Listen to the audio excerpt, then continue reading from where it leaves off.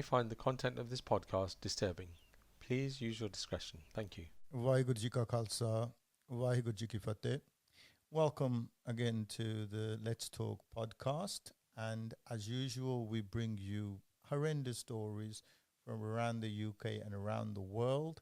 And today we have a young lady called Nina Oluk. That's not her real name, and she's going to be talking about her life of abuse and how she actually got out of it, and what she's currently doing to raise awareness on this particular issue.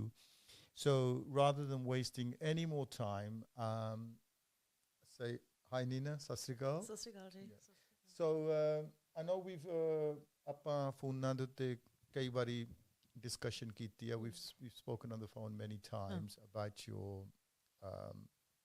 abuse. When did it start and where was it in the UK? Yeah. So ਮੇਰਾ ਜਨਮ ਇੱਥੇ ਦਾ ਆ. So I'm born and raised in the UK. Yeah. ਤੇ ਜਦੋਂ ਮੇਰਾ ਜਨਮ ਹੋਇਆ mummy daddy ਬਹੁਤ ਉਦਾਸ ਸੀਗੇ ਕਿਉਂਕਿ ਕੁੜੀ ਹੋਈ ਸੀਗੀ. Okay. ਤੇ ਸਾਡੇ ਪਰਿਵਾਰ 'ਚ ਜ਼ਿਆਦਾ ਮੁੰਡੇ ਸੀਗੇ. ਉਹਦਾ ਮੇਰੀ ਫੈਮਿਲੀ ਜ਼ਿਆਦਾ ਬਰਮਿੰਘਮ 'ਚ ਆ, ਲੇਕਿਨ ਅਸੀਂ ਲੈਸਟਰ 'ਚ ਰਹਿੰਦੇ ਸੀਗੇ. ਠੀਕ. ਤੇ ਚਾਚੇ ਤਾਏ ਸਾਰਿਆਂ ਦੇ ਕੋਲ ਮੁੰਡੇ ਸੀਗੇ ਤੇ ਮੈਂ ਪਹਿਲੀ ਕੁੜੀ ਦਾ ਜਨਮ ਹੋਇਆ ਸੀਗਾ. ਤੇ ਜਦੋਂ ਮੇਰਾ ਜਨਮ ਹੋਇਆ ਮੰਮੀ ਡੈਡੀ ਬੋਲਦੇ ਕਿ ਤੂੰ ਭੂਤਨੀ ਆ, ਅੱਛਾ ਤੂੰ ਚੜੇਲ ਆ, ਇਹਨੇ ਖੁਸ਼ ਨਹੀਂ ਸੀਗੇ. ਤੇ ਮੇਰੀ ਚਾਚੀ ਨੇ ਕਿਹਾ ਕਿ ਜਦੋਂ ਤੂੰ ਪੁਸ਼ਚਰ 'ਚ ਬੈਠੀ ਸੀ ਤੈਨੂੰ ਕਿਸੇ ਨੇ ਚੱਕਿਆ ਨਹੀਂ, ਕਿ ਮੰਮੀ ਡੈਡੀ ਖਿੱਚਦੇ ਸੀ ਕਿ ਇਹਨੂੰ ਹੱਥ ਨਾ ਲਾਵੋ. ਤੋ ਕਹਿੰਦੀ ਤੂੰ ਰੋਈ 2-3 ਦਿਨ, ਫਿਰ ਤੂੰ ਆਪ ਰੋਣਾ ਹਟ ਕੇ ਇਹਨੇ ਬਸ ਕੀਤੀ. ਤੇ ਛੋਟੀ ਹੁੰਦੀ ਤੇ ਮੇਰੇ ਇੰਦਾ ਦਾ ਮੈਂ ਇਕੱਲੀ ਸੀਗੀ ਜ਼ਿਆਦਾ. ਮੈਨੂੰ ਯਾਦ ਹੈ ਜਦੋਂ ਮੈਂ ਬਰਮਿੰਘਮ ਰਹਿੰਦੀ ਸੀਗੀ ਮੈਂ ਮਿੱਟੀ ਖਾਂਦੀ ਹੁੰਦੀ ਸੀ ਕਿਉਂਕਿ ਮੈਂ ਸੋਚਿਆ ਮਿੱਟੀ ਖਾਣਾ ਆ, ਕਿ ਮੰਮੀ ਡੈਡੀ ਉੱਥੇ ਪੋਟੈਟੋਸ ਆਲੂ ਚੀਜ਼ਾਂ ਬੀਜਦੇ ਸੀਗੇ ਤੇ ਮੈਂ ਸੋਚਿਆ ਇਹ ਖਾਣਾ ਆ. ਤੇ ਮੇਰੇ ਨਾਨਾ ਸੀ ਆਇਆ ਥੋੜ੍ਹੇ ਚੱਲੇ 2-3 ਮਹੀਨੇ ਲਈ, ਤੇ ਉਹਨੇ ਕਿਹਾ ਇਹ ਖਾਣਾ ਨਹੀਂ ਹੈਗਾ, ਮੈਨੂੰ ਨਿੰਮੀ ਸਾਦੇ ਹੁੰਦੇ ਸੀਗੇ ਜੀ. ਤੇ ਹੌਲੀ ਹੌਲੀ ਅਸੀਂ ਲੈਸਟਰ ਚਲੇ ਗਏ. ਜਦੋਂ ਮੈਂ 6 ਸਾਲ ਦੀ ਸੀਗੀ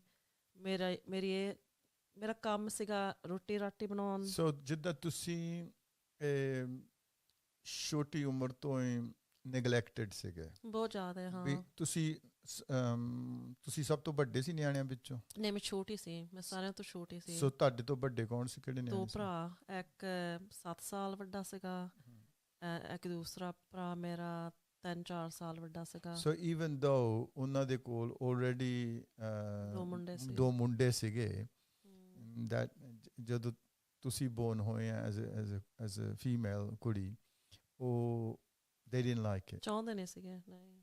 ਉਹਨਾਂ ਨੂੰ ਸ਼ਰਮ ਆਉਂਦੀ ਸੀ ਕਿ ਸਾਡੀ ਕੁੜੀ ਹੋਈ ਆ. ਅੱਛਾ. ਤੇ ਕਿੰਨੀ ਵਾਰੀ ਮੈਨੂੰ ਸੁਣਾਇਆ ਛੋਟੀ ਹੁੰਦੀ ਤਾਂ ਤੈਨੂੰ ਮਾਰ ਦੇਣਾ ਸੀ, ਜਨਮ ਹੁੰਦੀ ਦਾ ਤੈਨੂੰ ਮਾਰ ਦੇਣਾ ਸੀ, ਬੈਗ ਵਿੱਚ ਪਾ ਕੇ ਤੈਨੂੰ. They used to suffocate girls in those times. ਤੇ ਕਿੰਨੀ ਵਾਰੀ ਮੈਨੂੰ ਸੁਣਾਇਆ ਕਿ ਤੈਨੂੰ ਨਹੀਂ ਅਸੀਂ ਮਾਰਿਆ, ਅਸੀਂ ਤੈਨੂੰ ਜਨਮ ਦਿੱਤਾ ਤੇ ਰਹਿਣ ਦਿੱਤਾ. ਹਾਂਜੀ. ਤੇ ਪਰ ਖਿੱਚਦੇ ਸੀ ਹਮੇਸ਼ਾ ਕਿ ਜਦੋਂ ਤੁਹਾਨੂੰ ਕੁਛ ਹੋਰ ਨਹੀਂ ਪਤਾ ਤੁਸੀਂ ਸੋਚ ਕੇ ਨੋ ਮਿਲਿਆ ਇਹੀ ਇਸ ਤਰ੍ਹਾਂ ਹੀ ਹੁੰਦਾ ਨਾ.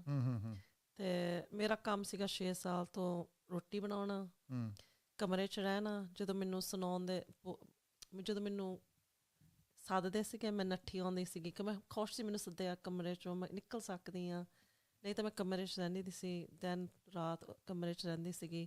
ਸਕੂਲ ਜਾਂਦੀ ਸੀ, ਸਟਰੇਟ ਅਵੇ ਕਮਰੇ 'ਚ ਵਾਪਸ ਜਾਣਾ. ਜਦੋਂ ਰੋਟੀ ਦਾ ਟਾਈਮ ਆਉਣਾ ਮੈਂ ਇਕੱਲੀ ਰੋਟੀ ਸਾਰੀ ਬਣਾਉਂਦੀ ਸੀ 6 ਸਾਲ ਤੋਂ ਲੈ ਕੇ.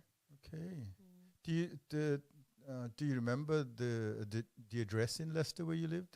Yeah, ਮੈਨੂੰ ਯਾਦ ਉੱਥੇ ਰਹਿੰਦੇ, ਹਜੇ ਵੀ ਉੱਥੇ ਰਹਿੰਦੇ, ਹਜੇ ਵੀ ਉੱਥੇ ਰਹਿੰਦੇ. ਹਾਂਜੀ. ਅੱਛਾ. And for Birmingham ਤੋਂ ਤੁਸੀਂ ਸ਼ਿਫਟ ਹੋਏ ਆ, was there any reason ਕਿ ਕੰਮਕਾਰ ਤੋਂ ਜਾਂ ਫੈਮਿਲੀ ਉੱਧਰ ਨੂੰ ਮੂਵ ਹੋਈ ਆ? ਮੈਨੂੰ ਪੂਰੀ ਨਹੀਂ ਗੱਲ ਪਤਾ, ਪਰ ਮੈਨੂੰ ਇੰਨਾ ਪਤਾ ਕਿ ਮੇਰਾ ਜਨਮ ਹੋਇਆ ਲੈਸਟਰ 'ਚ. ਹਾਂਜੀ. ਤੇ ਜਦੋਂ ਮੈਂ ਵਾਪਸ ਆਈ ਹਾਂ ਬਰਮਿੰਘਮ 'ਚ, ਮੈਂ ਰਹੀ ਹਾਂ 2-3 ਸਾਲ, 3 ਸਾਲ, ਤੇ ਫਿਰ ਅਸੀਂ ਵਾਪਸ ਚਲੇ ਗਏ ਹਾਂ.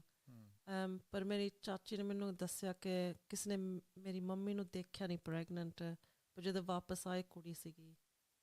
ਸੋ ਇਹ ਮੈਨੂੰ ਕਈ ਵਾਰੀ ਦਿਮਾਗ 'ਚ ਕਿੰਨੀਆਂ ਗੱਲਾਂ ਪੈ ਜਾਂਦੀਆਂ, ਕਾਹਤੇ ਕੀ ਗੱਲ ਆ, ਕਾਹਤੇ ਨਹੀਂ ਕਿਸੇ ਨੇ ਦੇਖਿਆ. ਪਰ ਜਦੋਂ ਮੇਰੇ ਡੈਡੀ ਨੇ ਕਿਹਾ ਸੀਗਾ ਮੇਰੇ ਭਰਾ ਨੂੰ ਕਿ ਉਹ ਲੈਸਟਰ ਚਲੇ ਗਿਆ ਸੀ ਕਿਉਂਕਿ ਚਾਹੁੰਦਾ ਨਹੀਂ ਸੀ ਆਪਣੇ ਭਰਾਵਾਂ ਨਾਲ ਰਹਿਣ ਨੂੰ, ਕਿਉਂਕਿ ਉਹਨਾਂ ਦੇ ਦਿਮਾਗ ਡਿਫਰੈਂਟ ਸੀ। ਹਾਂਜੀ ਉਹ ਕਹਿੰਦਾ ਹੁੰਦਾ ਸੀ ਕਿ ਮੈਂ ਪੈਸੇ ਬਣਾਉਣ ਵਾਲਾ, ਉਹਨਾਂ ਨੂੰ ਆਪਸ ਵਿੱਚ ਹੀ ਲੜਦੇ ਰਹਿੰਦੇ ਸੀ, ਪਰਿਵਾਰ ਇਕੱਠਾ ਨਹੀਂ ਸੀਗਾ ਰਹਿੰਦਾ।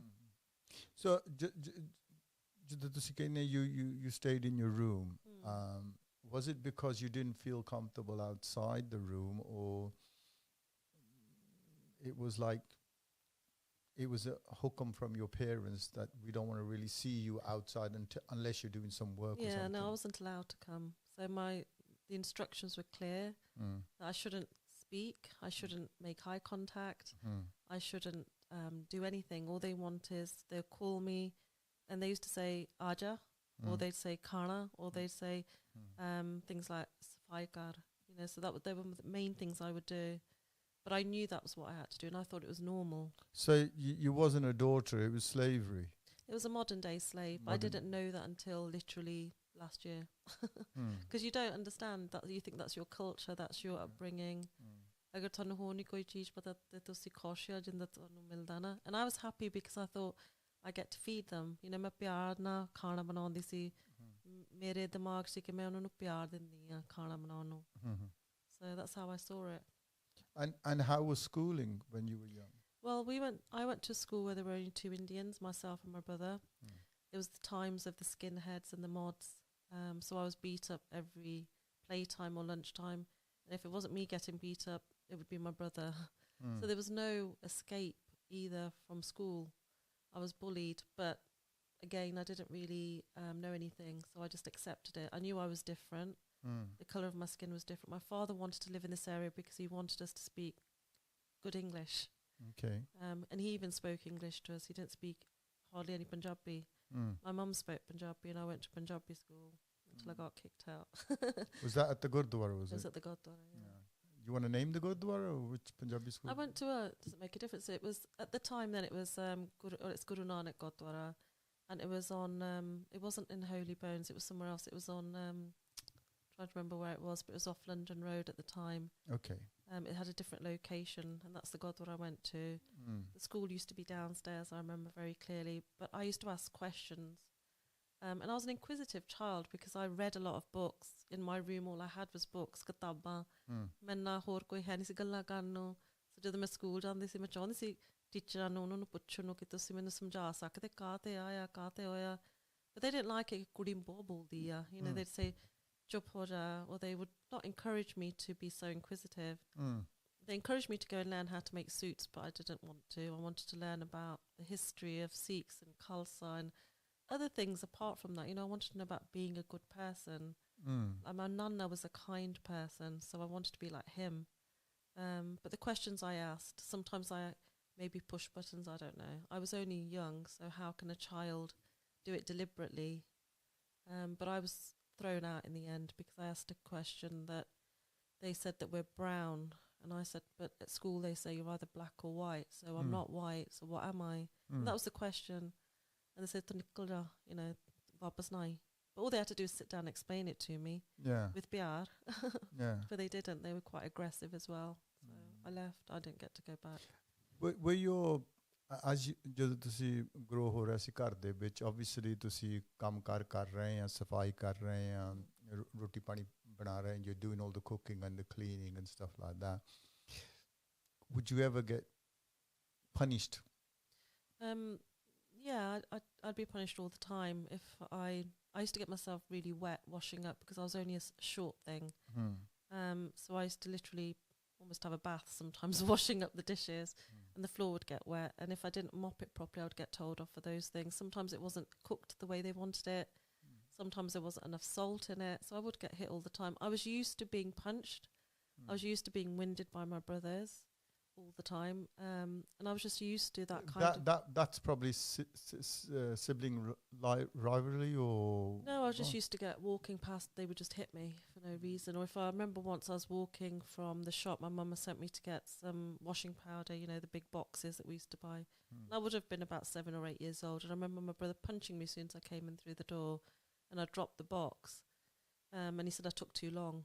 But I literally had gone to the shop and straight back. There was no... And they wouldn't get in any trouble for doing that? No. My brothers were treated very lovingly, but I was happy watching them being loved. You know, I was khush ਕਿ ਮੇਰੇ ਭਰਾ ਨੂੰ You were ਪਿਆਰ ਮਿਲਦਾ। feeding off their love. Yeah, I was just happy that they were looked after and that my mum would hug them. You know, especially my middle brother, she would, the middle one, she would give him a lot of love because he had asthma. So, you know, she would fuss over him more because he was ill. Right. But I didn't think there was anything wrong with that because when I went to the godtor, I saw the same thing. That the Monday were getting a lot of fussing. The Kuriya weren't. The Kuriya was sitting at the back of the hall, just quiet like I was. So I took my place too. So fast forwarding,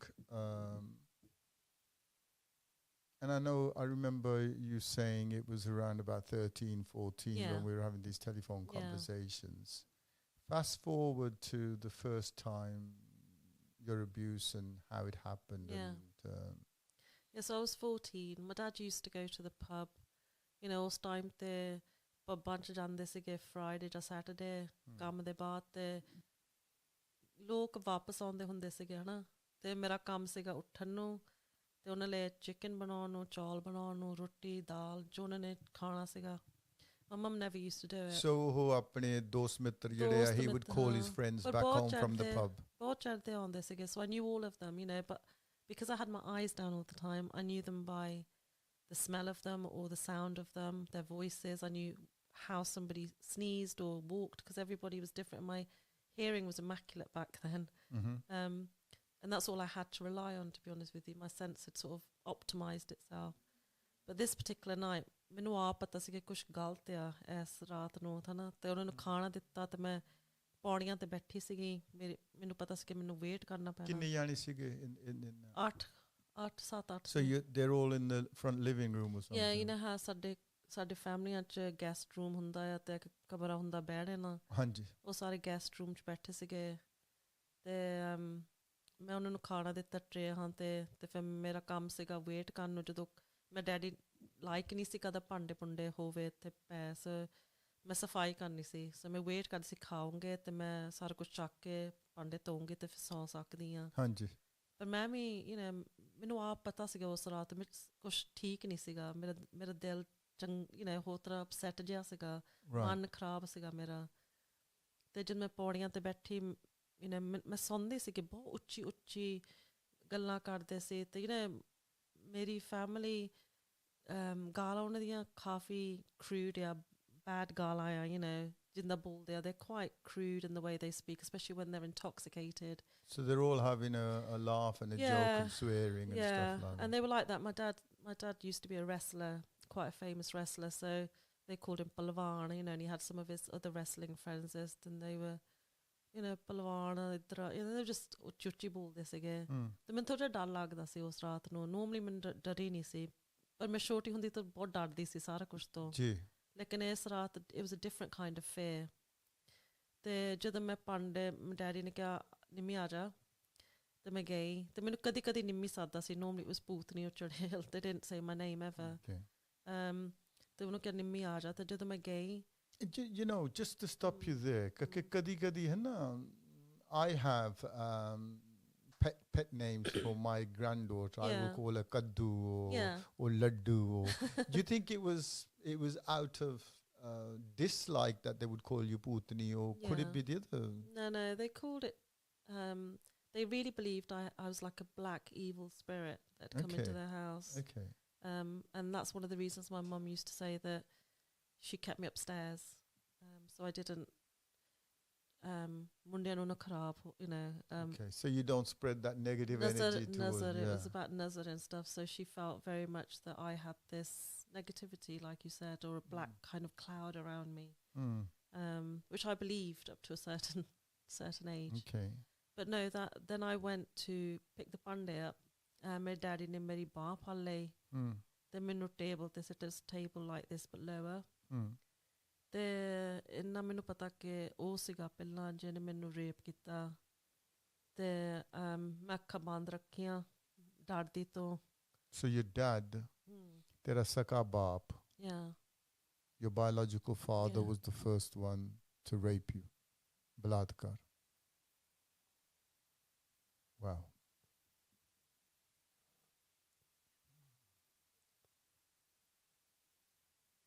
And then Look, Benji, I know it's very emotional. If you want to take a break for a couple of seconds, just Yes. Okay. ਆਪਸ ਵਿੱਚ ਹੀ ਉਹਨਾਂ ਨੇ ਫਿਰ ਮੈਨੂੰ ਕੱਲੇ ਨੇ ਮੈਨੂੰ rape ਕੀਤਾ ਜਿੰਨੇ ਵੀ 7-8 ਬੰਦੇ ਸੀਗੇ ਪਰ ਮੈਂ ਅੱਖਾਂ ਬੰਦ ਰੱਖਿਆ ਮੈਨੂੰ ਪਤਾ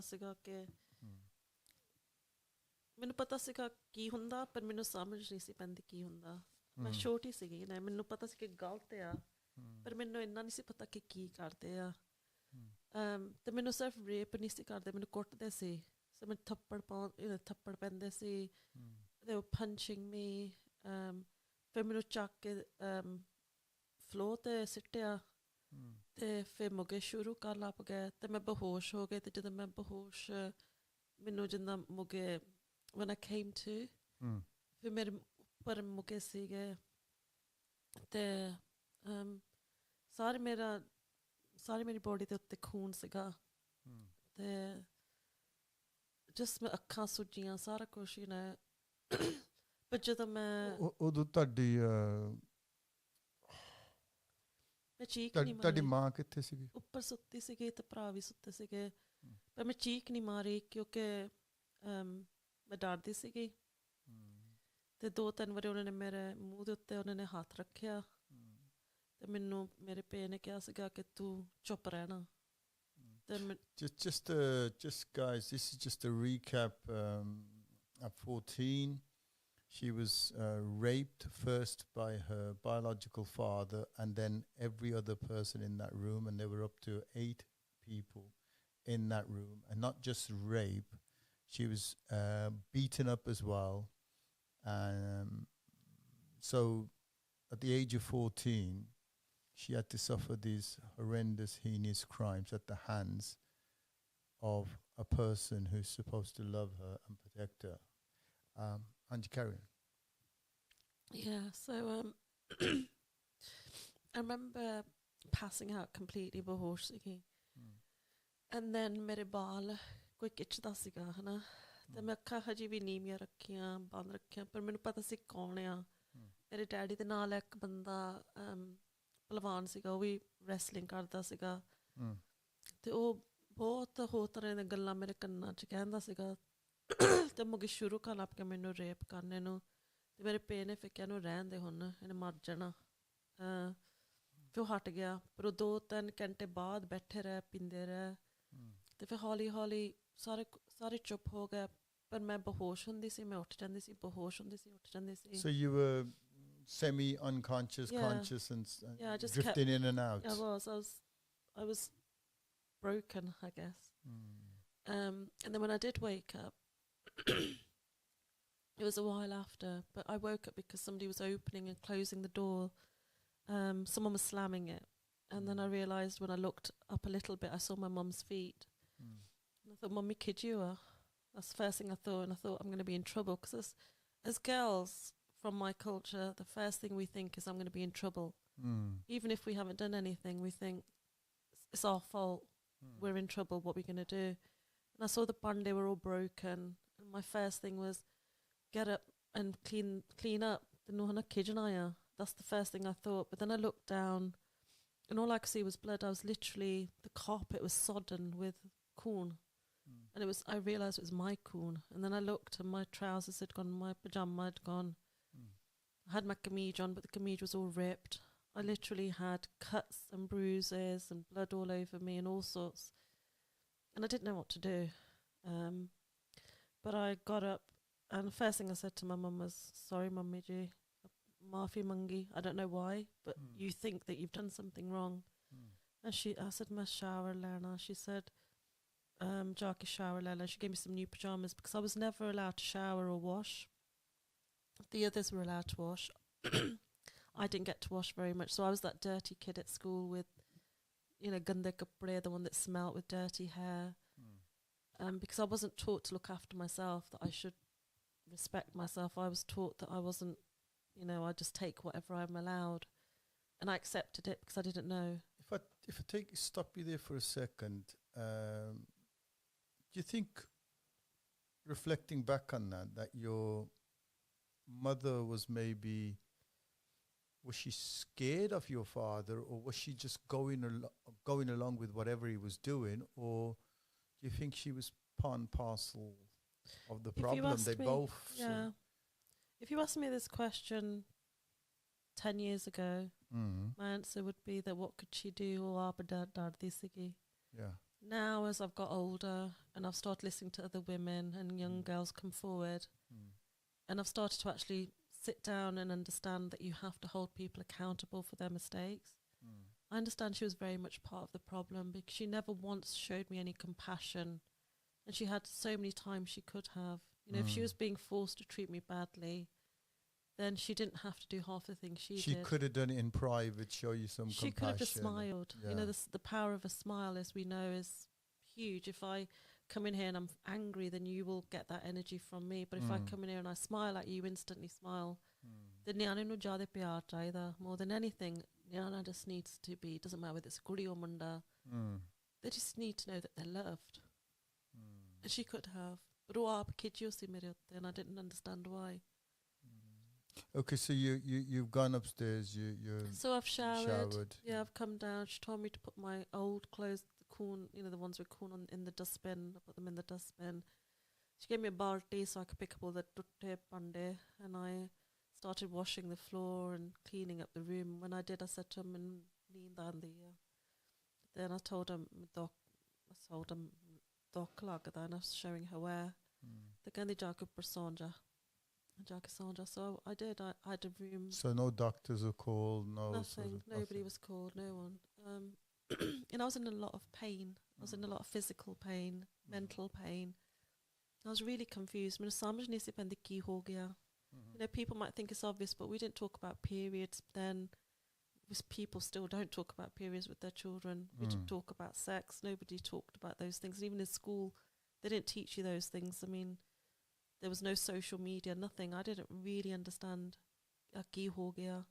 All I knew was Galthea. It's the first time in my life I knew this is not okay. Do you remember when you're in bed, what your thought process was? I actually fell asleep, I'll be honest with you. My head was like spinning. I remember feeling so much pain. I was in so much pain that I think I just maybe passed out again, or what, I don't know. But I just remember the intensity of physical pain. And how was it when you woke up the next morning? Did you go to school, or did you? No, I stayed in bed for literally 2 or 3 days. They didn't bother me. They didn't come and say, Rutti bana, Kana bana, school jar. No one said anything. And I was lost. You know, I was really gone from this little guri that was kosh, running down the stairs to make Kana for my mum and dad, waiting to hear my brother put the television on so I could listen to the sound of the TV. I went from this happy guri to just not caring about anything. You know, I used to do BART. I didn't even do BART anymore. I used my BART. I just didn't care about living. And then I had to go to school. They said, school down there. I think my mum was trying to get me back into a routine, and they were almost pretending nothing had happened. And I really wanted to stop them and say, do you know what's happened? You can't pretending like nothing's happened, but you can't as a 14-year-old. Did you never sort of tell a friend or discuss anything with anybody outside? No, I had hardly had any friends. I had a girl that was from Greece, because their culture is similar to ours at school. She was popular and I wasn't. And I think everyone liked her because of her clothes. She'd be very fashionable. And I had a girl who was white British. She walked to school with me. And I loved her, you know, I loved her as a friend. But she was that person that would teach me Michael Jackson songs because I wasn't allowed to watch television. Or she'd teach me about tennis and what was happening. She'd talk to me about the news because I wasn't allowed to watch television. I didn't feel like I could tell anybody. I felt shamed. And I blamed myself because you tend to do that. You think it's your fault. You just don't understand. Also, I didn't know how to say I need help. But the school didn't notice, and I was exceptionally clever at school.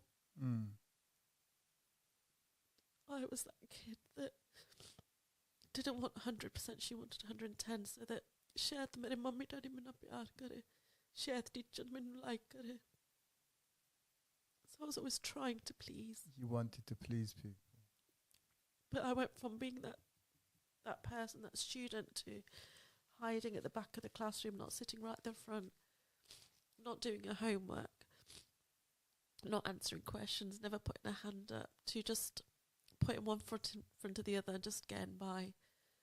You know, that's how my days went blurred into one to the other. I would go home, do the roti, wash up, and that was it. You know, it just sort of went downhill. And I know I was depressed now. At that time I didn't know, but I was going through a breakdown. And then I realised I was pregnant. And I didn't know I was pregnant. But I had to tell my mum, because every month I had to ask her for... When did you realise? How many months into your pregnancy? I think it was 2 or 3 maximum. But I used to have to go to my mum and ask. She didn't give me sanitary towel, she gave me a lir, which is like a cloth. But school, the nurses used to sometimes give me sanitary towels. So I went to her and said to her, I'm not bleeding. And I thought something had happened in me. I didn't actually understand what had happened. And she was the one that said or something. And I didn't even understand that. You know, I was just like, I don't know what that was your mum, was it? Yeah, and then she took me with my dad to a doctor's, but the doctor was my father's friend. He was a Hindu guy that was their friend, and he said, I know what you can do.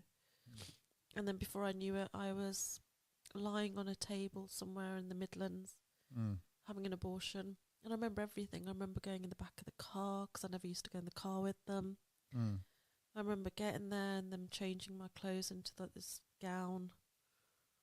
When you say the Midlands, where was it? Birmingham? I don't know exactly. You don't it was know. somewhere out of a centre, because there was a lot of trees and fields. But I don't remember exactly. But I remember it was towards Birmingham, but we didn't come to Birmingham. And the clinic, they... I remember it was like butcher's tables, I'm going to describe it, where one person's lying on a bed and then the next one comes. It was like a real procedure, a real cold, callous type of feeling in this place. And when I came out, it's the one thing I would say to people that I remember about the whole thing, the whole rape, the whole abortion, was that for the first time this lady came to me. I was in my hospital gown sitting on the grass, and she handed me a cup of tea, and I thought to myself, you know what, you can't be that bad, because she's just looked right at you and she's given you a cup of tea with a biscuit, you know. And I actually remember she touched my head, and I thought, mere baal gandea, and she's touching me. But that was an act of kindness that I held on to. And she doesn't know it, but she gave me so much in that interaction of human touch. That moment of kindness, And when I got home, I was quite poorly, so I stayed in bed. Did you ever see the child? No, I didn't. I don't even know what procedure it was. I think it was a suction, from what I remember. But I didn't even know it was a child properly till a lot later, because I was a very naive kid. I was just a kid. I knew there was something happening. But, you know, I was trying to put 2 and 2 together, and I never really understood it until later. And then when we were going home, my dad was saying, and he was really going on and on about how nobody would want me. And I was thinking, well, no one's ever wanted me, so why would they want me? And my dad kept saying it, you know, my mum was crying. But this pregnancy was from what happened that night. It was, but I didn't understand so much, you know. Like I said, if you have never had that interaction of conversation, seen it on social media, you don't actually know what's going on. You just know that you've been somehow interrogated and violated in a different kind of way, but you don't really get it.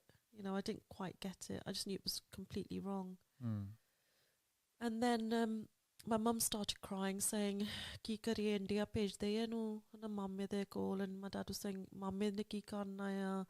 We have to send it to his bin, you know, where they just keep saying finish me." I still didn't get what they were saying. I was just upset at myself. I felt like my dad said I'd let him down and I was in the gutter. So they wanted to send you back to his own village, Yeah. ancestral home, Yeah, and then utte tenu khatam karna yeah, marna si tenu. yeah. They were saying Cooj sit then I. Yeah. That's all they kept saying, Cooj sit then I, which meant a big well. They had Yeah, a big well yeah. there. And rumours had it they had done that to one of their own brothers, I'll be honest. And they'd just thrown him down this well, but I don't know whether it's true or not. It's word of mouth again. But I was scared because I'd heard this rumour all the time.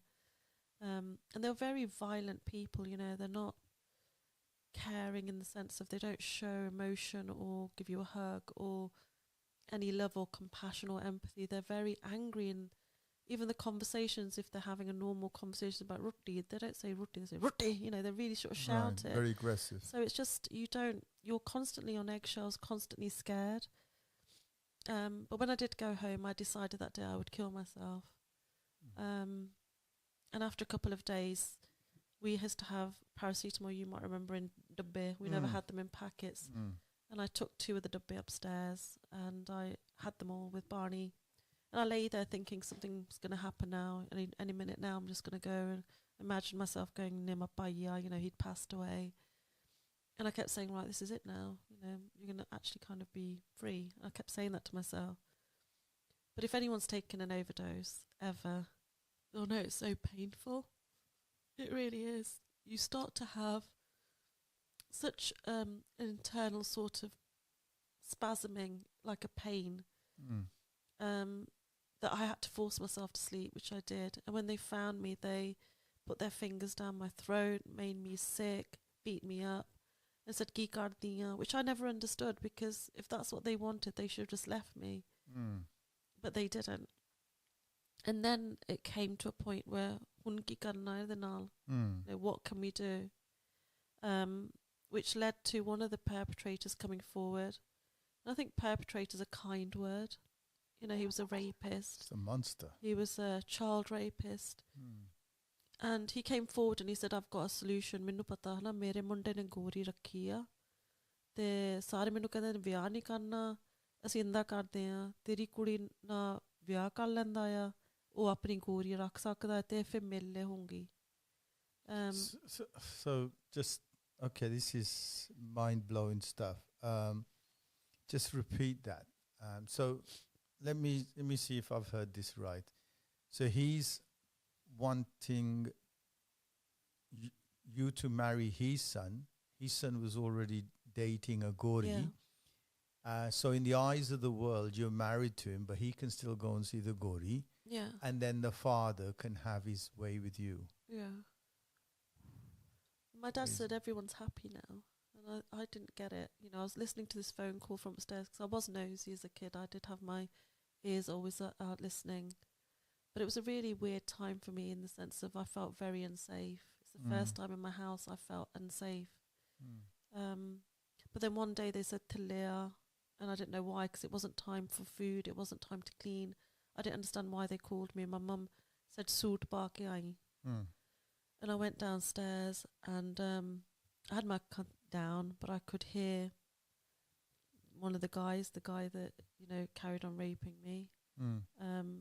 I could hear him. I could hear his wife, because I'd met her at the Gurdwara, because they were my father's friends, mum's friends. And I could hear my mum and dad, and I could hear my brothers, both of my brothers, which was unusual because one of them had gone to study. And I was scared, and I thought, pata nahi ki hona. They said "Baja." They put chunni on my head, started putting barfi and laddu in my mouth and giving me paise. And when I look back at the photos now, because I managed to have one of these photos, I just see a really lost young child, really bewildered. There's no happiness there. So how old was you then? I was 15. 15. Yeah. And then they were talking. I sat there and they were talking about what my dad had to give him. And he was saying, "Nahi, sanu inne paise chahide a, inna sona chahida a, te meri kudi le inna sona chahida, mere munde nu inna sona chahida, Sanu washing machine chahiye because there were no washing machines back then. They were expensive. Sanu micro kitchen da mal chahiye. And he was giving them a list of demands that he needed for him to take me. And I describe it as a trade. You know, he was trading. He was making this agreement with my dad. But he was also saying to my dad, this is what he said. That's what he said. Which is a figurative way of saying. Yeah, it's a figurative way. Was he actually wearing yeah. Was he a he was Satari person? He was very involved in the Gurdwara. He was also a Palwan, you know, wrestler. And he was a respected member of the Gurdwara, yeah. Okay. So you're engaged. That was probably the engagement ceremony or something? Without tenu puchhan to bagar. No, no one asked me. Nobody asked. No, I didn't say no because I didn't know I could. I just thought I didn't know what to do. Actually, when I went up to my room, I was sick, really sick. So I was so scared of, is he going to get other people to come to the house and rape me too? That's all I kept thinking. Is it going to happen again? Wow.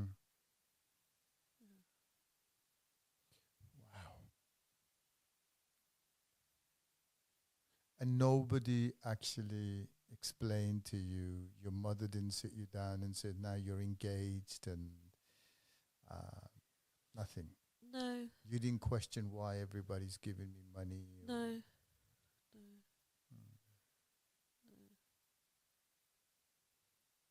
Wow.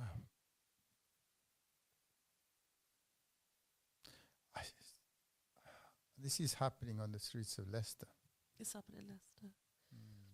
And although it happened in 1984, it's still happening in 2022. It's just... It is. People don't speak about it. We don't speak about it. This is why when I sort of meet people who've gone through abuse, I think that, you guys are so courageous, you're warriors, because at the end of the day, you've gone through something and you're raising awareness on these heinous crimes, so you don't want anybody else to go through these things. And I, the strength is phenomenal. Sure. When did you actually get married to this guy then? I was supposed to get married at 16, but they had 2 daughters they had to get married off as well. And there was a problem with their oldest daughter. I think she ran away, to be fair. So there was a delay. So I ended up getting married, I think, when I was just turning 17 or I was still 16, one or the other. That you don't remember the date? I can't remember. 52 now, I forget. I forget quite easily, but I knew it was around 16 or 17. How was that day for you? I mean, you're getting dressed up, you're getting married. What was the feel? Do you remember any emotions and feelings? I remember when I'd gone to a wedding, people would turn up the day before, and no one came to our house. And I found it odd that nobody's come the night before for the Mendi or anything. Nobody had come. My friend from school, my Greek friend, was doing my makeup because I'd asked her to. And my mum and dad had said, you can only wear so much makeup, which is fine because I've never really been into makeup. But my suit came from India. My mum sent me a pink suit, not a red suit. I didn't question it because I didn't question anything. But there was no hype or no buzz. There was no buzz around. There was no decorations, nothing really. That there was a wedding going on. No relatives arriving until the actual day of the wedding. When I got ready, and then I went to the Gurdwara, and my Chacha's son came with me in the car. I think I went in his car to the Gurdwara. But after the Gurdwara ceremony, my mummy sat next to me. She was Bindadi mummy, not a real mummy, but she's still lovely to sit with me. No one wanted to hold me around the lama, so I thought that was a bit odd. But again, I didn't question a lot. I actually thought I was in love with my husband-to-be, the boy. Right. Because I was very much away with the fairies, and I would read all these fairy tales, and I thought I was Rapunzel at one point. And people were talking about love marriage, and I thought to myself, it must be me they're talking about. I'm having a love marriage. Because I was so malleable, you could bend me or tell me something and I would believe it. And I started to tell myself this was a love marriage. Yes, of course it is. But that was probably a bad thing to do, because there was no love in the marriage at all. There was no emotion or compassion or even any thought. There was just hostility continuously. But on you basically said before we went for a break, it was an exchange. You were Yeah, sold off, I really. was traded, yeah. You were traded, Definitely traded, yeah. When I've spoken to people that have helped me to understand about my life, sometimes it takes somebody from the outside without, being emotionally involved with the clarity to say, when you were 6, you were a domestic servant. When you were 14, it was nothing short of rape and abuse, child abuse. And when you were 15, you were traded. There's no other way for it. I sort of said, maybe it's a dowry, but it was nothing like that. They were bartering. They were agreeing to make this decision. And I was still a child bride, whichever way you look at it, under the age of 18. I was still a child bride being forced into this marriage of convenience, this sham wedding that was about to happen. But when the wedding finished, I was taken to the hall for literally 10 minutes, put into a separate room to everybody else, and I was sent home. I wasn't allowed to stay for the party. So you wasn't part of the main ceremony? So I was there for the whole wedding ceremony. Oh, so the Gurdwara party. For the party, they have a party afterwards. And I think the registered marriage happened at the Gurdwara too, from what I remember. Okay. Which was very quick. And but when we got to the hall where everybody was arriving for the party, I remember my mum saying, "You're going home now," and I went home. I was at home on my own. And I spent a lot of it crying because they dropped me off and opened the door, put me inside the house, and they came back later to take me to my in-laws. And normally your brother stays with you the day you arrive, but nobody went with me. I remember going to my in-laws and not really knowing what to expect. I was super scared. And when I literally entered the door, मेरी सास मैनू कहंदी कि कपड़े ते ला ला. She'd said, take your clothes off. My wedding suit was quite expensive, I think.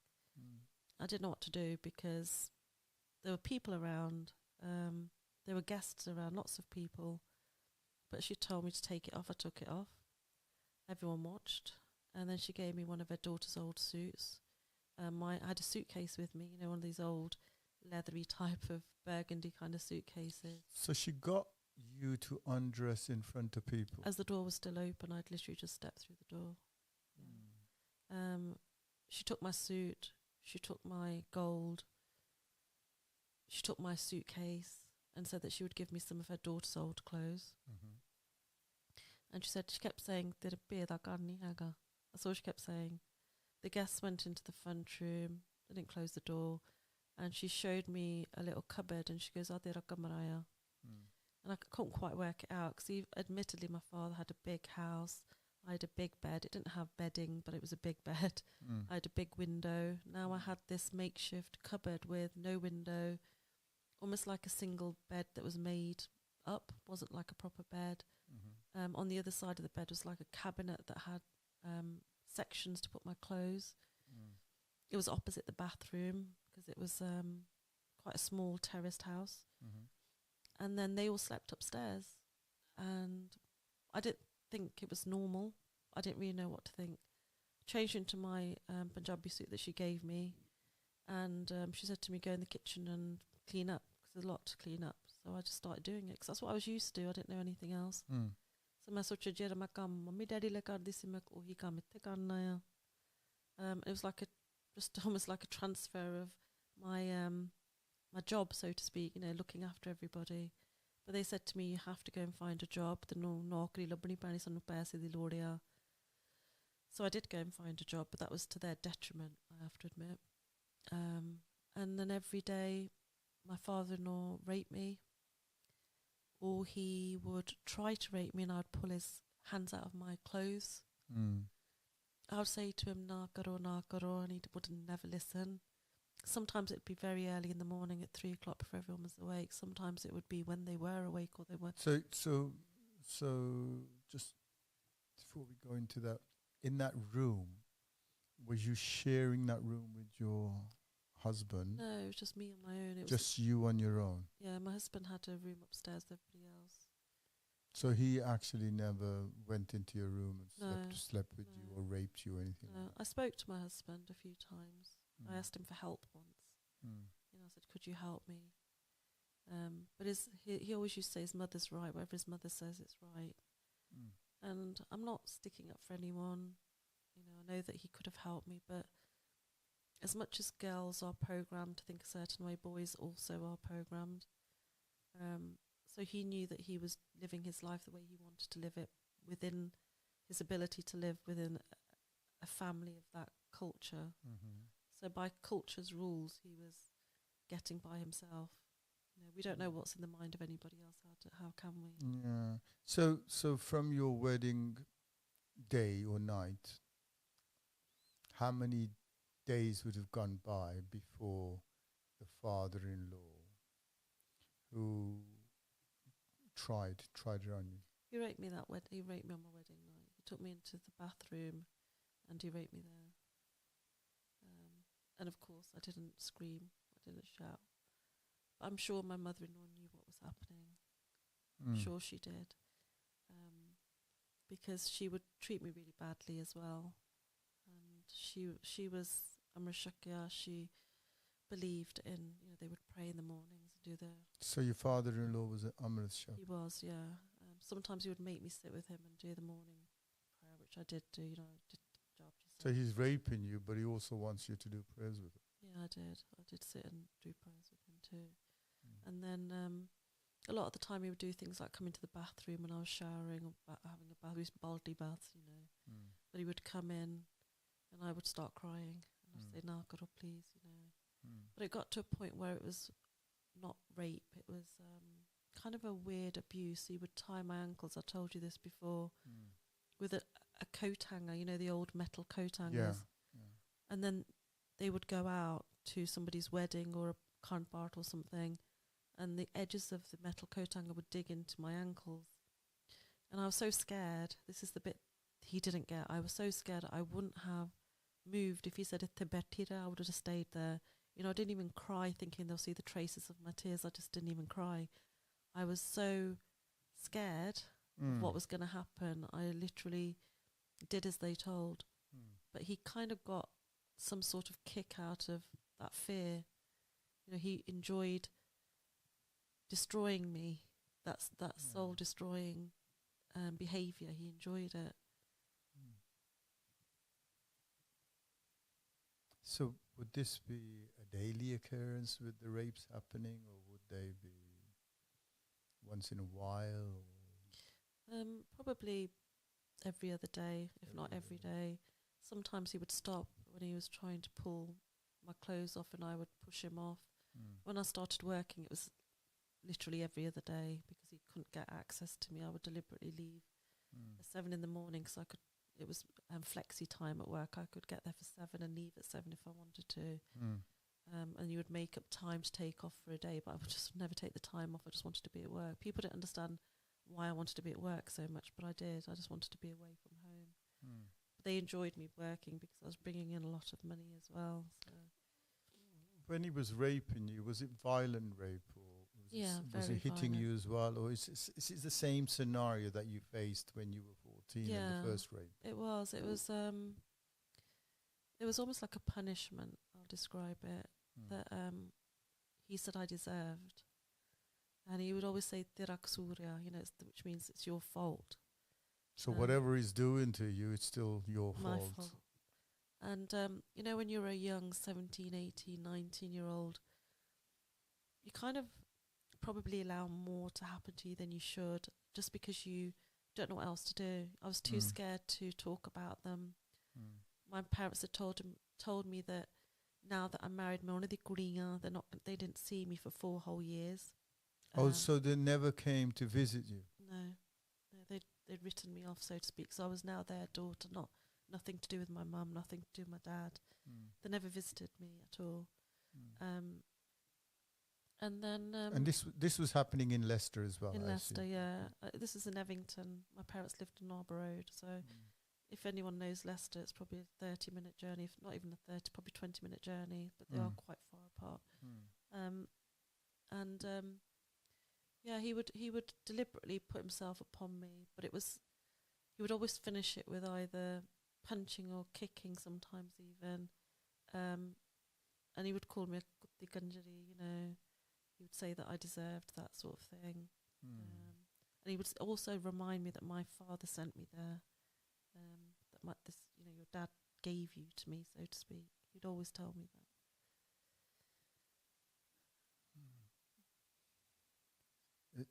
It's hard to fathom all this. I mean, that's abuse at a very, very toxic level.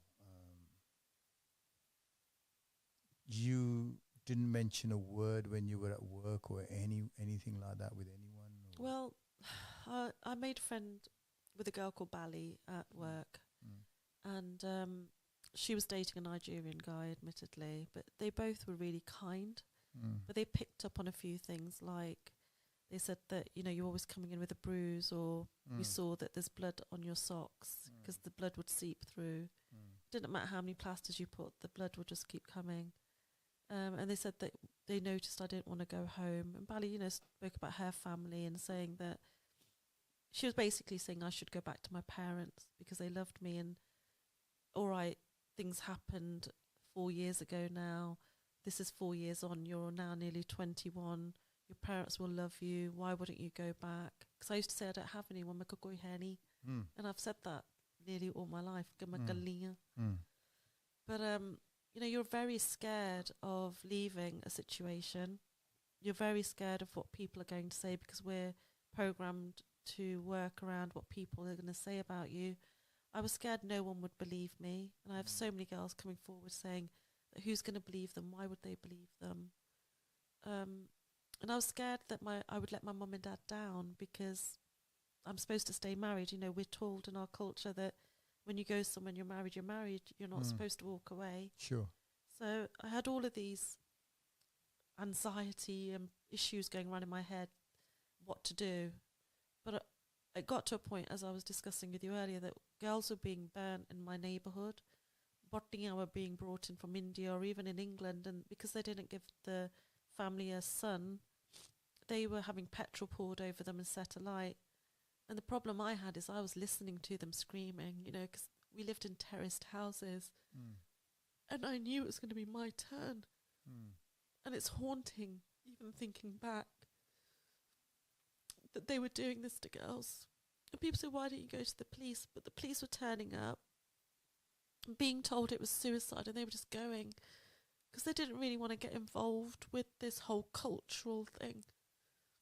So for me, there was no choice but to go to my parents. And you know what? As I said earlier, I romanticise everything. I always have done. And I had this feeling I'm going to go to my mum and dad. They're going to open their arms and they're going to go, Diya Aja, because that's all I ever wanted.